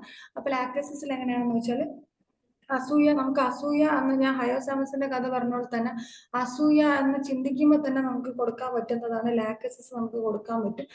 ലാക്കസിസ് നമ്മൾ ഒരു മാസത്തിൽ ഒരു 10 ഒരു ഡോസ് കൊടുത്താൽ തന്നെ നമുക്കൊരു റിസൾട്ട്. അത് അതായത് എല്ലാ മാസവും റിപ്പീറ്റ് ചെയ്യണമെന്ന് നിർബന്ധമൊന്നുമില്ല. 3 മാസത്തിൽ ഒരു ദിവസം കൊടുത്താൽ തന്നെ നമുക്കത് എടുക്കാൻ പറ്റും. അപ്പൊ ലാക്കസിസിന്റെ സാധാരണ വരുന്ന എല്ലാ സിംറ്റംസിന്റെ കൂടെ പ്ലസ് അവരുടെ ആ ഒരു അസൂയ നമ്മൾ അത് കുറച്ച് ഇപ്പൊ ഒരു എക്സാമ്പിൾ പറഞ്ഞാൽ ഇപ്പൊ അവര് നമ്മുടെ ക്ലിനിക്കിൽ വന്നിരിക്കും. അപ്പൊ ആ ഇരിക്കുന്ന സമയത്ത് നമുക്ക് ഓൾറെഡി അറിയാം ഇത് ടൈറ്റ് ക്ലോത്ത്സ് അവർക്ക് ബുദ്ധിമുട്ടാണെന്നുള്ളത് നമുക്കറിയാം. അപ്പൊ അവരിങ്ങനെ ഇരുന്നിട്ട് അവർ കുറച്ചുകൂടെ ഇങ്ങനെ പ്രസന്റ് ചെയ്തിരിക്കുന്ന സമയത്ത് എന്നാ പറയാനാ, അവന്റെ കാര്യമൊന്നും പറയണ്ട, അല്ലെങ്കിൽ അവൻ അങ്ങനെ തന്നെയാണ്. പിന്നെന്ന് പറഞ്ഞാൽ ഇതൊക്കെ ആലോചിക്കാൻ എനിക്ക് എവിടെയാണ് ഡോക്ടറെ സമയം. എന്നിട്ട് ഈ ഡ്രസ്സ് ഇടയ്ക്കൊക്കെ അവര് മീൻസ് അവര് സാറ്റിസ്ഫൈഡ് ആയിട്ട് ഇട്ടുകൊണ്ട് വന്നതാണെങ്കിൽ അവർ ഇടയ്ക്കിടയ്ക്ക് ഇവിടെയൊക്കെ ഒന്ന് അത് നമുക്ക് റെക്കറന്റ് ആയിട്ട് കാണാൻ പറ്റും. അവർ ചെയ്യുന്നത് ഈ അസൂയ മുന്നിട്ട് നിൽക്കുന്ന ആൾക്കാരിലാണെങ്കിൽ നമുക്കത് കാണാൻ പറ്റും. പിന്നെ ഉള്ളതെന്ന് പറഞ്ഞാല് നക്സോമിക്കയുടെ പ്രത്യേകത എന്ന് പറഞ്ഞാൽ അവര് ഭയങ്കര എളിയ നിലപാടുള്ള ആൾക്കാരായിട്ടായിരിക്കും നമ്മൾക്ക് ചില സമയത്ത് എല്ലാ നക്സോമിക്കയും അഡമന്റ് ആയിട്ടുള്ള ആൾക്കാരല്ല. ഈ അസൂയ മുന്നിട്ട് നിൽക്കുന്ന ആൾക്കാരിൽ ഒരു കുറച്ച് എളിമ കൂടുതലുള്ള രീതിയിൽ ഉണ്ടാവാറുണ്ട്. ഓക്കെ, അപ്പൊ ആ ഒരു എളിമയിൽ വന്നിട്ടാണ് അസഹിഷ്ണുത ഉണ്ടായിരിക്കുക, അല്ലെങ്കിൽ അസൂയ അതിൽ നിന്നാണ് ഉടലെടുക്കുന്ന അസൂയ. അപ്പൊ ഈ നക്സോമിക്കാരെ നമ്മൾ എങ്ങനെ തിരിച്ചറിയും എന്ന് പറഞ്ഞാല് അവര് എന്ന് വെച്ചാല് നല്ല പാക്കിങ്ങിൽ പൊതിഞ്ഞു വെച്ചിരിക്കുന്ന ഒരു സാധനം ഉണ്ടല്ലോ, ആ പാക്കിങ് നമ്മൾ ഓരോ റാപ്പറായിട്ട് ഇങ്ങനെ തുറന്ന് അകത്തേക്ക് വരുമ്പോഴാണ് അതിനകത്ത് ഒന്നിനും കൊള്ളാത്തൊരു സാധനം അല്ലെങ്കിൽ നമുക്ക് ഡേഞ്ചർ ഉണ്ടാക്കുന്ന ഒരു സാധനമാണ് അതിനകത്ത് ഇരിക്കുകയെന്ന് നമ്മൾ അറിയുക. അപ്പൊ നമ്മളൊരു ക്രോണിക് കേസ് ടേക്കിംഗ് എടുക്കുമ്പോൾ നമുക്കത് മനസ്സിലാവും. നക്സോമിക്കാര് അസൂയ അങ്ങനെയാണ്. അവരൊരു അസഹിഷ്ണുത നമുക്ക് വളരെ ലേറ്റായിട്ട് മാത്രമേ ഈ അസൂയയുടെ കാര്യത്തിൽ തിരിച്ചറിയാൻ സാധിക്കുള്ളൂ. പിന്നെ ഉള്ളതെന്ന് പറഞ്ഞാൽ പൾസാറ്റിലയുടെ കേസിൽ എന്ന് പറഞ്ഞാൽ അവര് എന്ന് വെച്ചാൽ കുറെയൊക്കെ നാട്രമൂറും പൾസാറ്റില എന്നൊക്കെ പറയുമ്പോൾ കുറെ ഭാവനയിൽ ജീവിക്കുന്ന ആൾക്കാരാണ്. അപ്പൊ അവർക്ക് ഈ പൾസാറ്റില എന്ന് പറഞ്ഞാൽ ഈ അസൂയ കൊണ്ട് ഏറ്റവും മോശമായ വികാരങ്ങൾ അല്ലെങ്കിൽ ഒരാളെ അപായപ്പെടുത്തുന്ന തരത്തിൽ. അപ്പൊ പൾസാറ്റില നമ്മൾ കരഞ്ഞുകൊണ്ടിരിക്കുന്ന ഒരു പൾസാറ്റില അല്ലെങ്കിൽ നാട്രമൂർ ഒക്കെ പറയുമ്പോൾ നഷ്ട സ്വപ്നങ്ങളിൽ ജീവിക്കുന്ന ഒരു നാട്രമൂർ അങ്ങനെയല്ല. ഇവരുടെയൊക്കെ യഥാർത്ഥ, അതായത് ഇവരുടെയൊക്കെ ഒരു ടോക്സിസിറ്റി നമുക്ക് ഐഡന്റിഫൈ ചെയ്യാൻ ശരിക്കും പറ്റുന്നത് എപ്പോഴാന്ന് പറഞ്ഞാല് ഇവരൊക്കെ ഈ ഒരു നെഗറ്റീവ് എക്സ്റ്റെൻഡിൽ കാണുമ്പോഴാണ് നമുക്കത് അറിയാൻ പറ്റുക. കാര്യം ഒരിക്കലും തിരിച്ചറിയാൻ പറ്റാറില്ല. ഞാൻ നേരത്തെ 2 കൂട്ടുകാരെ കഥ 4.5 വർഷം ആ കഥ പറഞ്ഞ പോലെ അവർ ആക്ച്വലി പൾസാറ്റിലായിരുന്നു. പക്ഷെ ടിമിൽഡ് ആയിട്ടുള്ള ഒരു പൾസാറ്റിലാണ് നമ്മൾ പഠിക്കുക. അപ്പൊ നമ്മൾ ഒരാളുടെ നല്ലത് കണ്ടെത്താൻ ശ്രമിക്കുന്ന പോലെ തന്നെ നമ്മൾ ഈ പഠിക്കുന്ന എല്ലാ പോളിക്രിസ്റ്റൽ റെമഡീസിന്റെയും ഇൽ ഇഫക്ട്സ് പ്രസന്റ് ചെയ്യുന്നത് പല തരത്തിലാണ്. പക്ഷെ അത് നമ്മൾ മെറ്റീരിയൽ മെഡിക്കൽ ചിലപ്പോൾ നോക്കുമ്പോൾ കാണണമെന്നില്ല. മാഡം നേരത്തെ ചോദിച്ചത് വളരെ റെലവെന്റ് ആയിട്ടുള്ള ഒരു കാര്യമാണ്. അത് നമ്മൾ റൂബ്രിക്ക് സെർച്ച് ചെയ്ത് പോകുമ്പോഴാണ് ഇതിലിങ്ങനെ ഉണ്ടായിരുന്നു എന്നുള്ളൊരു ഫീല് നമുക്ക് അപ്പൊ കിട്ടാം. ഇപ്പം ഇത് നമ്മൾ ബോറിക്ക് എടുത്താൽ ചിലപ്പം കിട്ടില്ല. പക്ഷെ അതേസമയം റോബിൻ മർഫിയുടെ മെറ്റീരിയൽ മെഡിക്കല് നമ്മൾ ഈ പറഞ്ഞ മെഡിസിൻസ് അല്ലെങ്കിൽ പിന്നെ അതിൽ ഹെല്ലിബോറസും ഒക്കെ അതിൽ വരുന്നുണ്ട്. അപ്പൊ അതിൽ കുറച്ചും കൂടെ ഡീറ്റെയിൽ ആയിട്ട് നമ്മൾ ഈ മെറ്റീരിയൽ മെഡിക്കേക്കാളും കുറച്ചും കൂടെ ഡീറ്റെയിൽ ആയിട്ട് അതിൽ കൊടുത്തിട്ടുണ്ട്. അപ്പം ഈ പറഞ്ഞ റൂബ്രിക്സും കേസ് പ്രസന്റേഷനും ആ ഒരു കേസ് ഷീറ്റിൽ നമ്മൾ എങ്ങനെ എത്തി എന്നുള്ളതും ഡിഫറെന്റ് മെറ്റീരിയൽ മെഡിക്കേഴ്സിൽ ഇതിന്റെ ആ ഒരു പോയിന്റഡ് ആയിട്ടുള്ള ഒരു ഫോട്ടോ കഴിവതും അടുത്ത ക്ലാസ്സിൽ ഞാനത് പ്രസന്റ് ചെയ്യാൻ വേണ്ടി ശ്രമിക്കാം. പിന്നെ ഉള്ളതെന്ന് പറഞ്ഞാല് ഓരോരുത്തർക്കും ഇപ്പം നമ്മൾ ഹോമിയോപ്പതി അങ്ങനെയല്ലേ, നമ്മൾ ഒരേ ഡിസീസ് കണ്ടീഷനിൽ പല മരുന്ന് കൊടുക്കുന്ന ആൾക്കാരല്ലേ. എൻ്റെ ഒരു പ്രസന്റേഷൻ രീതി ഇതാണ്. അപ്പം അതുകൊണ്ട് എന്തെങ്കിലും ബുദ്ധിമുട്ടുണ്ടായിട്ടുണ്ടെങ്കിൽ ക്ഷമിക്കുക എന്നുള്ളതേ എനിക്ക് പറയാനുള്ളൂ. എനിക്ക് ഇങ്ങനെ ക്ലാസ് എടുക്കാനേ അറിയാവൂ. എനിക്ക് ഇങ്ങനെ തിയറി പഠിപ്പിച്ചിട്ട് ആ തിയറി അതുപോലെ വന്ന് പറയുക എന്നുള്ളൊരു രീതി എനിക്ക് ഇല്ല. അപ്പം അങ്ങനെ എന്തെങ്കിലും ഒരു വിഷമം ഉണ്ടായിട്ടുണ്ടെങ്കിൽ അത് ക്ഷമിക്കണം. പിന്നെ ഉള്ളതെന്ന് പറഞ്ഞാൽ നമ്മൾ എന്ത് മരുന്ന് കൊടുത്താലും എനിക്ക് നിങ്ങളുടെ അത്ര എക്സ്പീരിയൻസ് ഇല്ല എന്നുള്ളത് വീണ്ടും വീണ്ടും ഞാൻ ആവർത്തിക്കുകയാണ്. പക്ഷെ എന്നാൽ പോലും ഒരു കാര്യം ഭയങ്കര ഇമ്പോർട്ടൻ്റ് ആണ്. എന്താണെന്നറിയുമോ? നമ്മൾ അനുഭവിക്കാത്ത കാര്യങ്ങളുണ്ടല്ലോ, നമ്മൾ അനുഭവിക്കാത്ത കാര്യങ്ങൾ മറ്റുള്ളവർ പറയുമ്പോൾ നമുക്ക് കഥയായിട്ട് മാത്രമേ തോന്നുള്ളൂ. അതൊരു ഫാക്റ്റാണ്. പക്ഷെ നമ്മൾ ഓരോരുത്തരുടെ മനസ്സിലേക്ക് നമ്മൾ കുറച്ച് സമയം നമ്മൾ അതിനുവേണ്ടി മാറ്റി വെച്ചാൽ മതി. നമ്മൾ ഓരോരുത്തരുടെ മനസ്സിലേക്ക് ഇറങ്ങി ചെല്ലുമ്പോഴും നമ്മൾ ആക്ച്വലി നമ്മളെ ഒരു അസൂയല്ല ഇല്ലാതാക്കി മാറ്റുന്നത്. ഞാൻ അടുത്ത ക്ലാസ്സിൽ പ്രസന്റ് ചെയ്യുമ്പോൾ അത് മനസ്സിലാവും. PRP 4 പ്രാവശ്യം PRP ചെയ്ത് ഫെയിലിയർ ആയിട്ടുള്ള ഒരു കേസുണ്ട്. അതായത് ആ കേസിൽ എഞ്ചിനീയറിംഗ് സ്റ്റുഡൻ്റ് ആണ്. ആ കുട്ടി 2 വർഷം വീടിന് പുറത്തിറങ്ങാതിരുന്ന ഒരു കുട്ടിയാണ്. ആ കുട്ടി വന്നിട്ട് എവിടെയും പോവില്ല, ഒന്നും ചെയ്യില്ല, വീട്ടിൽ തന്നെ അങ്ങനെ ഇരുന്ന ഒരു മോനാണ്. ഇപ്പം അവന് മുടി കുറച്ച് വന്നു തുടങ്ങി. ഇപ്പം അവൻ ബാങ്ക് കോച്ചിങ്ങിന് പോകുന്നുണ്ട്, ഹയർ സ്റ്റഡീസിന്റെ എൻട്രൻസ് ഇപ്പം എഴുതുന്നുണ്ട്, വളരെ നല്ല രീതിയിൽ ബിഹേവ് ചെയ്യുന്നുണ്ട്, എല്ലാ കാര്യങ്ങളും ചെയ്യുന്നുണ്ട്. പിന്നെ ഉള്ളതെന്ന് പറഞ്ഞാൽ ഒരു ചെറുതായിട്ടൊരു ലൈനൊക്കെ സ്റ്റാർട്ട് ചെയ്തിട്ടുണ്ട്. ബിക്കോസ് അവൻ ജീവിക്കാൻ തുടങ്ങിയിട്ടുണ്ട്. അപ്പൊ അത് നമുക്ക് അതൊരു വലിയ സന്തോഷമാണ്. നമുക്ക് തരുന്നൊരു പേയ്മെന്റോ അല്ലെങ്കിൽ നമ്മൾ ഈ പറഞ്ഞ പോലെ അവരെ ഫോട്ടോ എടുത്ത് ടെസ്റ്റ് മോണിൽ ഇടുകയോ ബാക്കി കാര്യങ്ങളോ ഒന്നുമല്ല. ക്വാളിറ്റി ഓഫ് ലൈഫ് ഇംപ്രൂവൈസ് ചെയ്യാൻ സാധിക്കുക എന്നുള്ളതാണ്. അത് പ്യുവർലി എനിക്ക് അവൻ ഈ അടക്കി വെച്ചിരുന്ന ഒരു അസൂയ എന്നുള്ളത് ഒരു 3 months ആവണം, 4 months ആവുന്നു. ആദ്യത്തെ 2 മാസവും ഞാൻ ഈ അസൂയ ബേസ് ചെയ്ത് മാത്രമാണ് മരുന്ന് കൊടുത്തത്. ആ 2 മാസം കഴിഞ്ഞിട്ടാണ് ഹെയർ ഗ്രോത്തിന് ബാക്കിയുള്ള മെഡിസിൻസ് നമ്മൾ ആഡ് ചെയ്യുന്നത്. അപ്പൊ അതുപോലെ തന്നെ ഗ്യാമോഫോബിയ കേസ് ഞാൻ ഓൾറെഡി ഒരു ക്ലാസ്സിൽ എടുത്തിട്ടുള്ളതാണ്. അപ്പൊ അതിനുശേഷം ഇപ്പൊ പ്യുവർലി ഗ്യാമോഫോബിയ അല്ലെങ്കിൽ പോലും നമ്മൾ ഇപ്പോഴത്തെ തലമുറയിലെ ഒരുപാട് കുട്ടികൾക്ക് കല്യാണം കഴിക്കാൻ താല്പര്യമില്ലാത്ത കുഞ്ഞുങ്ങളുണ്ട്. അത് നമ്മൾ വീണ്ടും വീണ്ടും ചോദിക്കുമ്പോൾ നഷ്ടപ്പെട്ടു പോയ റിലേഷൻഷിപ്പ് ഉണ്ടല്ലോ, മുന്നേ നഷ്ടപ്പെട്ടു. ഹയോസാമസ് നമുക്ക് അത് ഞാൻ ഇട്ടു. ഹയോസാമസ് എന്ന് പറഞ്ഞാല് അതൊരു സ്കൂളൊക്കെ പഠിക്കുമ്പോൾ ഒരു സാധാരണ പ്രണയം ഉണ്ടായിരുന്നു. പിന്നെ കോളേജിൽ പോയപ്പോൾ അത് സീരിയസ് ആയിട്ട് മറ്റൊരു പ്രണയമായി. പക്ഷെ അത് കല്യാണം കഴിക്കും എന്ന് വിചാരിച്ചു. അത് അവിടെ വെച്ച് എൻഡ് ചെയ്തു, അല്ലെങ്കിൽ കല്യാണം കഴിച്ചിട്ട് ഡിവോഴ്സ് ആയി. ഇപ്പൊ എനിക്ക് വേറെ റിലേഷൻഷിപ്പ് ഉണ്ട്. ഓക്കെ, അപ്പൊ ഇങ്ങനെ വരുമ്പോൾ കാണുന്നവർ പറയുന്നതെന്ന് പറഞ്ഞാൽ അവൾ ഇങ്ങനെ നടക്കുവാണ്, അല്ലെങ്കിൽ അവൻ ഇങ്ങനെ നടക്കുവാണ്. പക്ഷെ ആക്ച്വലി അവര് ഡിസാറ്റിസ്ഫൈഡ് ആണ്. അത് അവരുടെ ഈ മുമ്പേ ഉള്ള പാർട്ട്നേഴ്സ് ഉണ്ടല്ലോ, അവരടുത്തും അവര് കല്യാണം കഴിച്ച ആൾക്കാരുടെ അടുത്തൊക്കെ വരുന്ന ഒരു അസൂയ ഭയങ്കര ഭീകരമാണ്. അപ്പൊ അത് ഞാൻ ടെസ്റ്റ് മോഡൽ വീഡിയോ ഉണ്ട്, ഞാൻ അടുത്തതിൽ കാണിക്കാം. അതെന്ന് വെച്ചാൽ സോറിയാസിസ് ആണെന്ന് പറഞ്ഞ് എൻ്റെ അടുത്ത് വന്നൊരു കേസാണ്. പക്ഷെ ഞാൻ എക്സാമിൻ ചെയ്യുമ്പോൾ അത് സെബോറിക് ഡെർമറ്റൈറ്റിസ് ആയിരുന്നു. അപ്പൊ ആ കേസിൽ തലയിൽ ഭയങ്കര ഇന്റൻസ് ആയിട്ട് ചൊറിച്ചിലും ബുദ്ധിമുട്ടൊക്കെ ആയിട്ട് വന്ന കേസാണ്. നമ്മൾ കേസ് എടുക്കുമ്പോഴാണ് നമുക്ക് ഈ സ്റ്റോറീസ് കിട്ടുക. അത് വന്നാൽ പോവുമല്ലോ, ഒരുപാട് സ്റ്റോറീസ് ഉണ്ട്. അപ്പൊ ആ സ്റ്റോറീസിൽ നിന്നാണ് എനിക്ക് മനസ്സിലായത് അസൂയാണ് ഇതിന്റെ ഏറ്റവും ബേസ് ആയിട്ടുള്ള സംഭവം. ആ കുട്ടീന്റെ മനസ്സിലുള്ളത് അസൂയാണെന്നുള്ളതാണ് എനിക്ക് മനസ്സിലായത്. ആ കുട്ടിക്ക് ഞാൻ പൾസാറ്റിലൈറ്റ് എണ്ണം ഒരു ഡോസാണ് കൊടുത്തത്. ആ പൾസാറ്റിലൈറ്റ് എണ്ണം ഒരു ഡോസ് കൊടുത്തതിന് ശേഷം പിന്നെ ഒരു 45 days കഴിഞ്ഞിട്ടാണ് വീണ്ടും ഒരു പൾസാറ്റിലൈറ്റ് എണ്ണം കൂടെ കൊടുത്തത്. അപ്പൊ ഇത്തരക്കാർക്ക് മറ്റൊരു പ്രത്യേകത ഉള്ളതെന്ന് പറഞ്ഞാൽ ഒന്ന് കുറയുമ്പോൾ നമ്മൾ ഭയങ്കരമായിട്ട് ഹഗ് ചെയ്യാനും നമ്മളെ പുകഴ്ത്തി പറയുകയും ചെയ്യും. അത് ആക്ച്വലി ഭയങ്കര ഡേഞ്ചറാണ്. ലേശം വ്യത്യാസം വന്നോടനെ അതിന്റെ 16 ഇരട്ടി നമ്മളെ കുറ്റപ്പെടുത്തും. അപ്പൊ ഇവരെ ഒന്ന് അകറ്റി നിർത്തുന്നതാണ് നമുക്ക് എപ്പോഴും നല്ലത് എന്നുള്ളത്. പിന്നെ ഉള്ളതെന്ന് പറഞ്ഞാൽ ഇനി എനിക്ക് തോന്നുന്നു 10 മിനിറ്റ് ആണ് ബാക്കിയുള്ളതെന്ന് തോന്നുന്നു. അപ്പൊ നമുക്ക് ഈ പറഞ്ഞ കാര്യങ്ങൾ നെക്സ്റ്റ് നമുക്ക് ചെയ്യാനുള്ളതാണ്.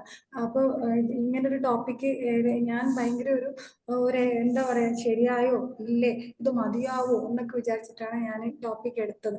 അപ്പൊ ഈ ടോപ്പിക് റിലേറ്റഡ് ആയിട്ട് എനിക്ക് അറിയാത്ത കാര്യങ്ങൾ ഒന്നുമില്ല. എവിടെയോ ഒരു പോയിന്റിന്റെ പകുതിയെ നമ്മൾ എത്തിയുള്ളൂ. അപ്പൊ അതിന്റെ ബാക്കി സത്യം പറഞ്ഞാൽ എനിക്ക് അറിയണമെന്ന് ആഗ്രഹമുണ്ട്. അപ്പൊ നമുക്കൊരു ഇന്ററാക്റ്റീവ് സെഷൻ ബാക്കി 10 മിനിറ്റ് വെക്കുന്നതിൽ വിരോധമുണ്ടോ?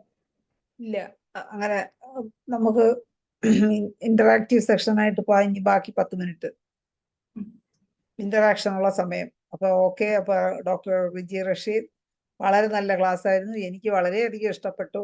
ഡോക്ടർ ആസ്വദിച്ച് നല്ല അഭിനയത്തോടു കൂടി ഓരോ കേസിലുമുള്ള അസൂയ എങ്ങനെയാണെന്ന് ഡോക്ടർ മുഖം കണ്ടാൽ നമുക്കറിയാം. മുഖം കണ്ടാൽ തന്നെ അറിയാം അതിന്റെ ആ ഒരു നല്ല ഒഴുക്കില് നല്ല ഓരോ കേസിലും അങ്ങനെ തന്നെ ക്ലാസ് എടുത്തു. എനിക്ക് വളരെയധികം ഇഷ്ടപ്പെട്ടു. എല്ലാവർക്കും ഇഷ്ടപ്പെട്ടു കാണുമെന്ന് വിചാരിക്കുന്നു. അപ്പൊ ഇനി ഡോക്ടറുടെ ക്ലാസ്സിനെ കുറിച്ചുള്ള കമന്റ്സും എന്തെങ്കിലും സംശയങ്ങളോ ഉണ്ടെങ്കിൽ ചോദിക്കാനുള്ള സമയമാണ്. ഓരോരുത്തരായിട്ടൊന്ന് ഹാൻഡ് റൈസ് ചെയ്താൽ വലിയ സഹായമായിരിക്കും. ഓരോരുത്തരെയും വിളിക്കാം. വളരെ നല്ല ക്ലാസ് ആയിരുന്നു ഡോക്ടറെ. ഫസ്റ്റ് ആയിട്ട് ഒരു ക്ലാസ് എടുക്കുന്നതിന്റെ ആ ഒരു ടെൻഷൻ ഒന്നും ഉണ്ടായിരുന്നില്ല. വളരെ നന്നായി ആത്മാർത്ഥതയോടെ ക്ലാസ് എടുത്തു. സലിംകുമാർ ഡോക്ടർ ക്ലാസ് കേട്ടോ? എന്താ പറയാനുള്ളത്?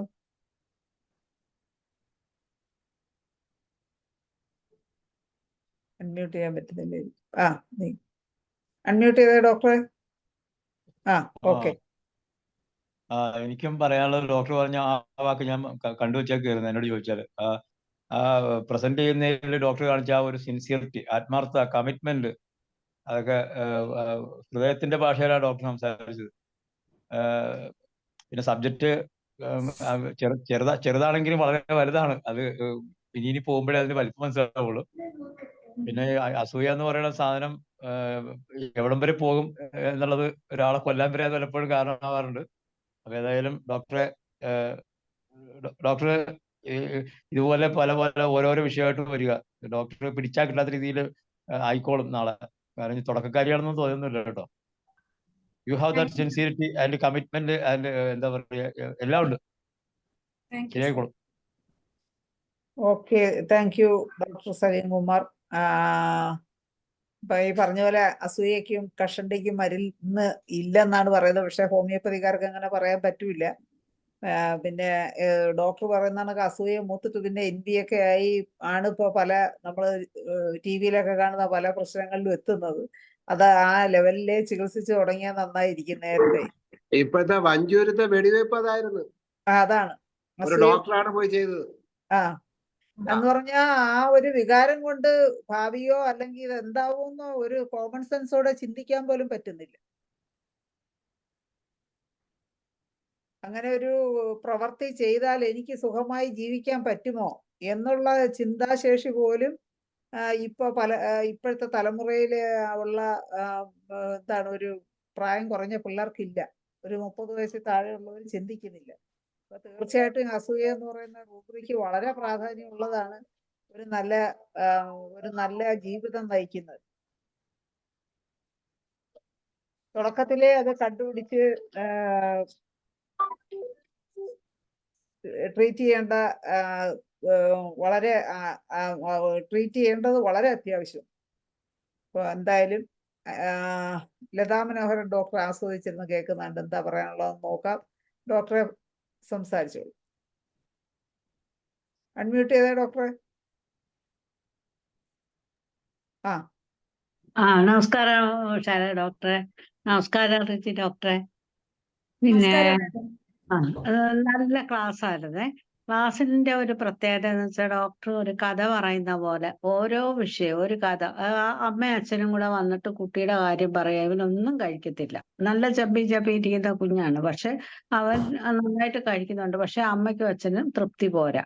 അവൻ ഇനിയും കഴിക്കുന്നില്ല എന്നാ പറയുന്നത്. അപ്പൊ ഇവന് നിർബന്ധിച്ച് പിന്നെയും കഴിപ്പിച്ചുകൊണ്ടിരിക്കുകയാണ് അവര്. എന്നുവെച്ചാൽ അവര് പറയുന്ന അത്രയും ഇവര് കഴിക്കുന്നില്ല. അതാണ്. അപ്പൊ നമ്മള് ഇതിനകത്ത് എനിക്ക് തോന്നിയ ഒരു ഇതെന്ന് വെച്ച് കഴിഞ്ഞാൽ അച്ഛനും അമ്മയും ആകുന്ന നമ്മുടെ ഇപ്പോഴത്തെ തലമുറ, ഞാൻ ഉൾപ്പെടെയുള്ള എല്ലാ തലമുറയുടെയും കാര്യമാണ് ഞാൻ പറയുന്നത്. അല്ലാതെ ഇപ്പോഴത്തെ ചെറുപ്പക്കാരികൾ മാത്രമല്ല. എന്നെക്കാട്ടി മുന്നേ ഉണ്ടായിരുന്ന ഒരു തലമുറയില് അച്ഛന്മാര് വളരെ പക്വതയായിട്ട് കുഞ്ഞുങ്ങളെ വളർത്തി. അതിന്റെ ഫലമായിട്ടാണ് നമുക്ക് കുറച്ചെങ്കിലും ഒരു ക്ഷമിക്കാനും സഹിക്കാനും മനസ്സിലാക്കാനും മറ്റുള്ളവരുടെ വികാരം മനസ്സിലാക്കാനും ഒക്കെ സാധിക്കുന്നെന്നാണ് എൻ്റെ ഒരു വിശ്വാസം. അപ്പൊ ഇതിനകത്ത് അച്ഛനും അമ്മയാകുന്ന നമ്മുടെ ഇപ്പോഴത്തെ കുഞ്ഞുങ്ങൾ, ഇപ്പൊ നമുക്കിനി പുറകോട്ട് പോയൊന്നും ചെയ്യാൻ പറ്റത്തില്ല. ഇപ്പം അച്ഛനും അമ്മയാകുന്ന അവർക്ക് ആ കുഞ്ഞുങ്ങളാകുന്ന മുതല് തന്നെ അവർക്ക് ഈ അച്ഛനും അമ്മയ്ക്കും ഈ കുഞ്ഞിനും അതിന് പറ്റിയ ഒരു മെന്റൽ പവർ മീൻസ് ഇതെല്ലാം മനസ്സിലാക്കാനും സ്നേഹമായിട്ട് ഇതിനെ പിന്നെ തിരിച്ചു അല്ലാതെ അതെനിക്കത് വേണം, ആ ഒരു സാധനം വേണം, ഒരു കളിപ്പാട്ടം വേണം എന്ന് പറയുമ്പോൾ പൈസയുടെ കുറ്റമാണ്, നമുക്ക് കുഴപ്പമാണെന്ന് പറയുമ്പോൾ മറ്റൊരു കുട്ടിക്ക് അത് ഉണ്ടാകാതെ അസൂയയായിട്ട് മാറുമെന്ന് ഇപ്പൊ ഡോക്ടർ പറഞ്ഞു. അപ്പൊ അത് വളരെ കറക്റ്റാണ്.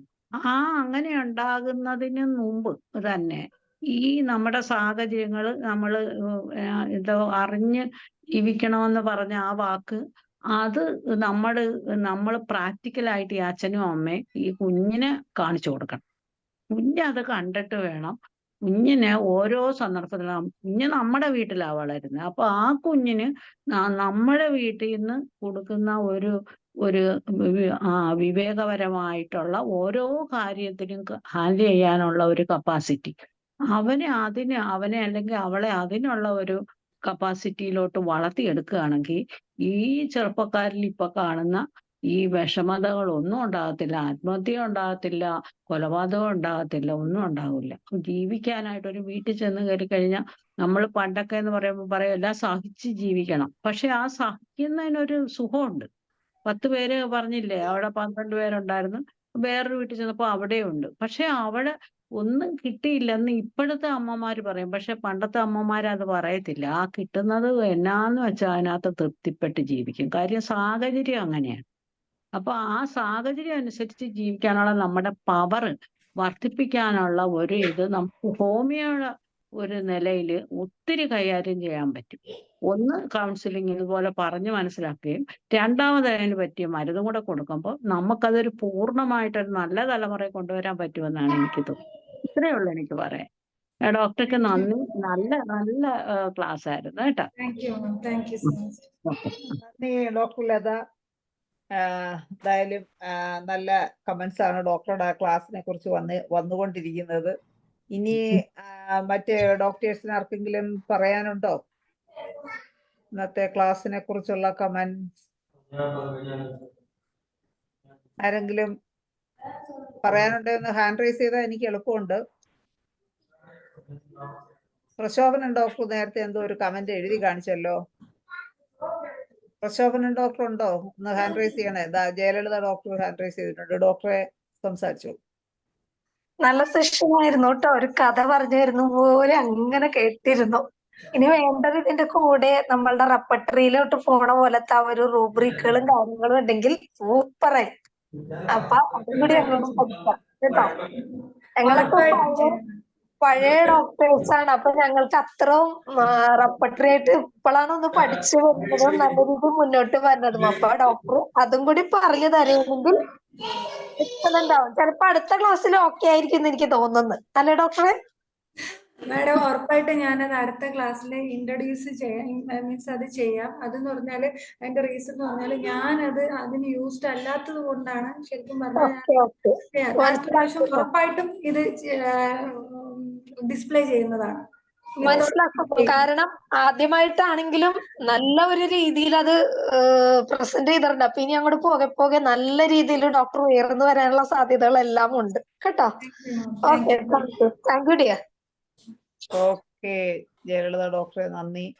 അപ്പോ എല്ലാരും പറയുന്ന പോലെ തന്നെ നല്ല ഇരുത്തം വന്ന ഒരു ക്ലാസ് എന്ന് പറഞ്ഞാൽ ഒരു വെപ്രാളോ അങ്ങനെയൊന്നും ഇല്ല. ആ പറഞ്ഞുകൊണ്ട് വരുന്ന ഭാഗം എന്തായാലും നല്ല രീതി ക്ലിയർ ആക്കി മുമ്പോട്ട് പോയിക്കൊണ്ടിരിക്കുകയായിരുന്നു. ഒരു ക്ഷമ-കുറവൊന്നുമില്ല. അപ്പൊ അതുകൊണ്ട് നല്ല ഒരു ഇരുത്തം വന്ന ക്ലാസ് ആയിരുന്നു. അതാണ് എല്ലാവർക്കും ആ ക്ലാസ് ഇഷ്ടപ്പെടാൻ കാരണം. പിന്നെ റൂബ്രിക്കുകൾ ഇതെല്ലാം കൂടെ ഒരു ദിവസം തീരുന്ന കാര്യമല്ല.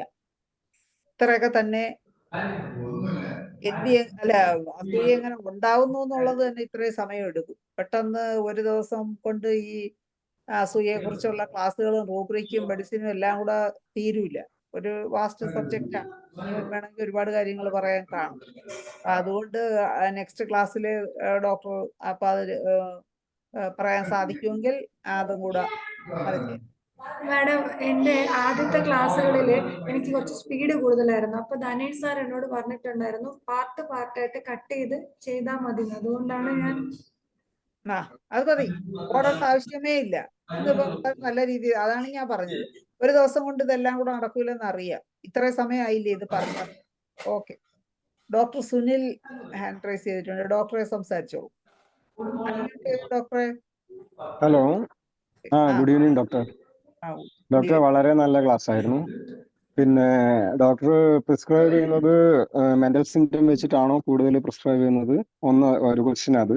രണ്ടാമത് ഈ ജലസിയുടെ കാര്യത്തിൽ ഇപ്പൊ പറഞ്ഞത്, പിന്നെ ഡോക്ടർ അത് ഡയറക്റ്റ് ഒരു ക്വസ്റ്റ്യൻ ആണോ ചോദിക്കുന്നത്? കാരണം എനിക്കും ഇത് അറിയാനുള്ളൊരു താല്പര്യമുണ്ട്. കാരണം വെച്ചാൽ മിക്കവാറും നമ്മളൊരു പേഷ്യൻസിന്റെ അടുത്ത് ചോദിക്കുമ്പോൾ നിങ്ങൾക്ക് അസൂയ ഉണ്ടാവാറുണ്ടോ എന്ന് ചോദിച്ചു കഴിഞ്ഞാൽ ജനറലി ആൻസറേ എനിക്ക് ഒരു അസൂയ ഇല്ല എന്നാണ് പറയാ. അപ്പൊ ഞാനൊരു എക്സാമ്പിൾ കൊടുക്കും. നിങ്ങൾക്കിപ്പോ നിങ്ങളുടെ ഫ്രണ്ടിന് ഐഫോൺ കിട്ടി, നിങ്ങൾക്ക് ഐഫോൺ ഇല്ല, അപ്പൊ നിങ്ങൾക്ക് എന്ത് തോന്നുന്നു എന്ന് പറയാം.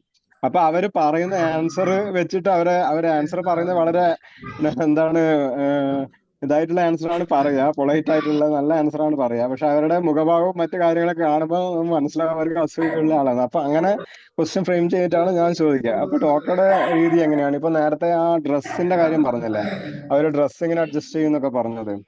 അപ്പോ അത് അങ്ങനെ ഒരു ഡ്രസ്സ് അഡ്ജസ്റ്റ് ചെയ്യുന്നത് നമ്മൾ സാധാരണ കാണുമ്പോൾ അവർക്കൊരു ഇൻസെക്യൂരിറ്റി ആയിട്ടാണ് ഞാൻ ജഡ്ജ് ചെയ്യാറ്. ഇപ്പൊ ഡോക്ടർ എങ്ങനെയാണ് അതൊരു ജലസി ആയിട്ട് എടുത്തത് എന്നാണ് ഒരു ക്വസ്റ്റ്യൻ. അല്ല, ജലസി ആയിട്ട് എടുത്തതല്ല ഡോക്ടർ. അപ്പൊ ഡോക്ടർ അപ്പോഴാ പറഞ്ഞത് ലാക്കേസിസിനെ ഐഡന്റിഫൈ ചെയ്യാൻ ഇടയ്ക്കിടയ്ക്ക് ഡ്രസ് ഒന്ന് ലൂസ് ചെയ്യുമെന്നാണ് പറഞ്ഞത്. എങ്ങനെ മനസ്സിലായില്ല ഡോക്ടറെ? അസൂയയോടൊപ്പം ആ ലാക്കേസിസിന് വേണ്ടി അവർ ഇടയ്ക്കിടയ്ക്ക് ഡ്രസ്സൊക്കെ ഒന്ന് ലൂസ് ആക്കി വെക്കുമെന്ന്, ഒന്ന് തിരിഞ്ഞു ഓ വേണമെങ്കിൽ ഇരുന്നൊന്ന് ലൂസ് ആക്കുമെന്ന് ഡ്രസ്സ്. ഓക്കെ ഓക്കെ ഓക്കെ അതുകൂടെ ആയപ്പോ ലാക്കേസിസ് ആണെന്ന് ഉറപ്പിക്കാം എന്നാണ് അല്ലേ? അങ്ങനെയല്ലേ പറഞ്ഞേ? അതായത് ഞാൻ താഴെ എന്തോ ബഹളമുള്ളത് കാരണം ഇത് 2 പോർഷനാണ്. അപ്പം ഞാൻ ശരിക്കും എല്ലാം കേട്ടില്ല. പിന്നെ മെന്റൽ സിംറ്റത്തിന്റെ കാര്യമൊക്കെ ചോദിച്ചല്ലോ.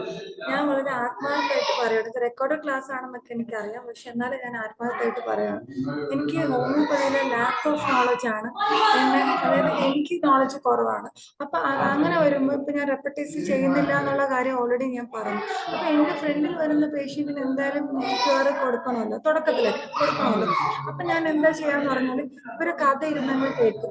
അപ്പം എന്താണെന്നറിയില്ല, എന്റെ ഫ്രണ്ടിൽ വരുന്നവർക്ക് ചിലപ്പോൾ ഞാൻ വർത്തമാനക്കാരി ആയതുകൊണ്ടായിരിക്കും എൻ്റെ അടുത്ത് എല്ലാം പറയാറുണ്ട്, എല്ലാ കാര്യങ്ങളും പറയാറുണ്ട്.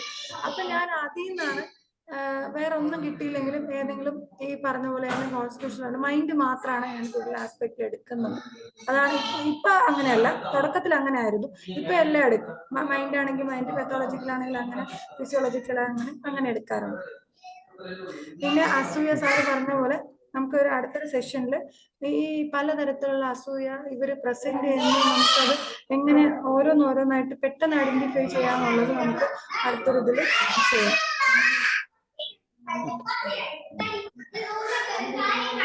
സാർ പറഞ്ഞ എല്ലാം ഞാൻ കേട്ടില്ല, സോറി. അടുത്ത സെഷനിൽ നമുക്കത് ഡീറ്റെയിൽ ആയിട്ട് പറയാം. Okay okay okay sorry sir. Okay, അവിടെ എന്തെങ്കിലും ഫംഗ്ഷൻ ഉണ്ടോ ഡോക്ടർ? താമസിക്കുന്ന വീട്ടിൽ എന്തെങ്കിലും ഫംഗ്ഷൻ ഉണ്ടോ എന്ന് ചോദിക്കുക. എല്ലാരും കൂടെ കൂടിയത് കൊണ്ട് ചോദിച്ചു. എന്താ മേഡം? അല്ല, താമസിക്കുന്ന വീട്ടിൽ എന്തെങ്കിലും ഫംഗ്ഷൻ ഉണ്ടോ? കുട്ടികളൊക്കെ ഒത്തിരി പേരുണ്ട്, ബഹളം കേൾക്കുന്നോണ്ട് ചോദിച്ചത്. അല്ല, അതെന്തെന്നറിയാമോ, ഞാൻ ആക്ച്വലി ഒരു ഫംഗ്ഷനിൽ ഉള്ള വീട്ടില് ഉള്ളത് നിലയിലാണ് ഇരിക്കുന്നത്.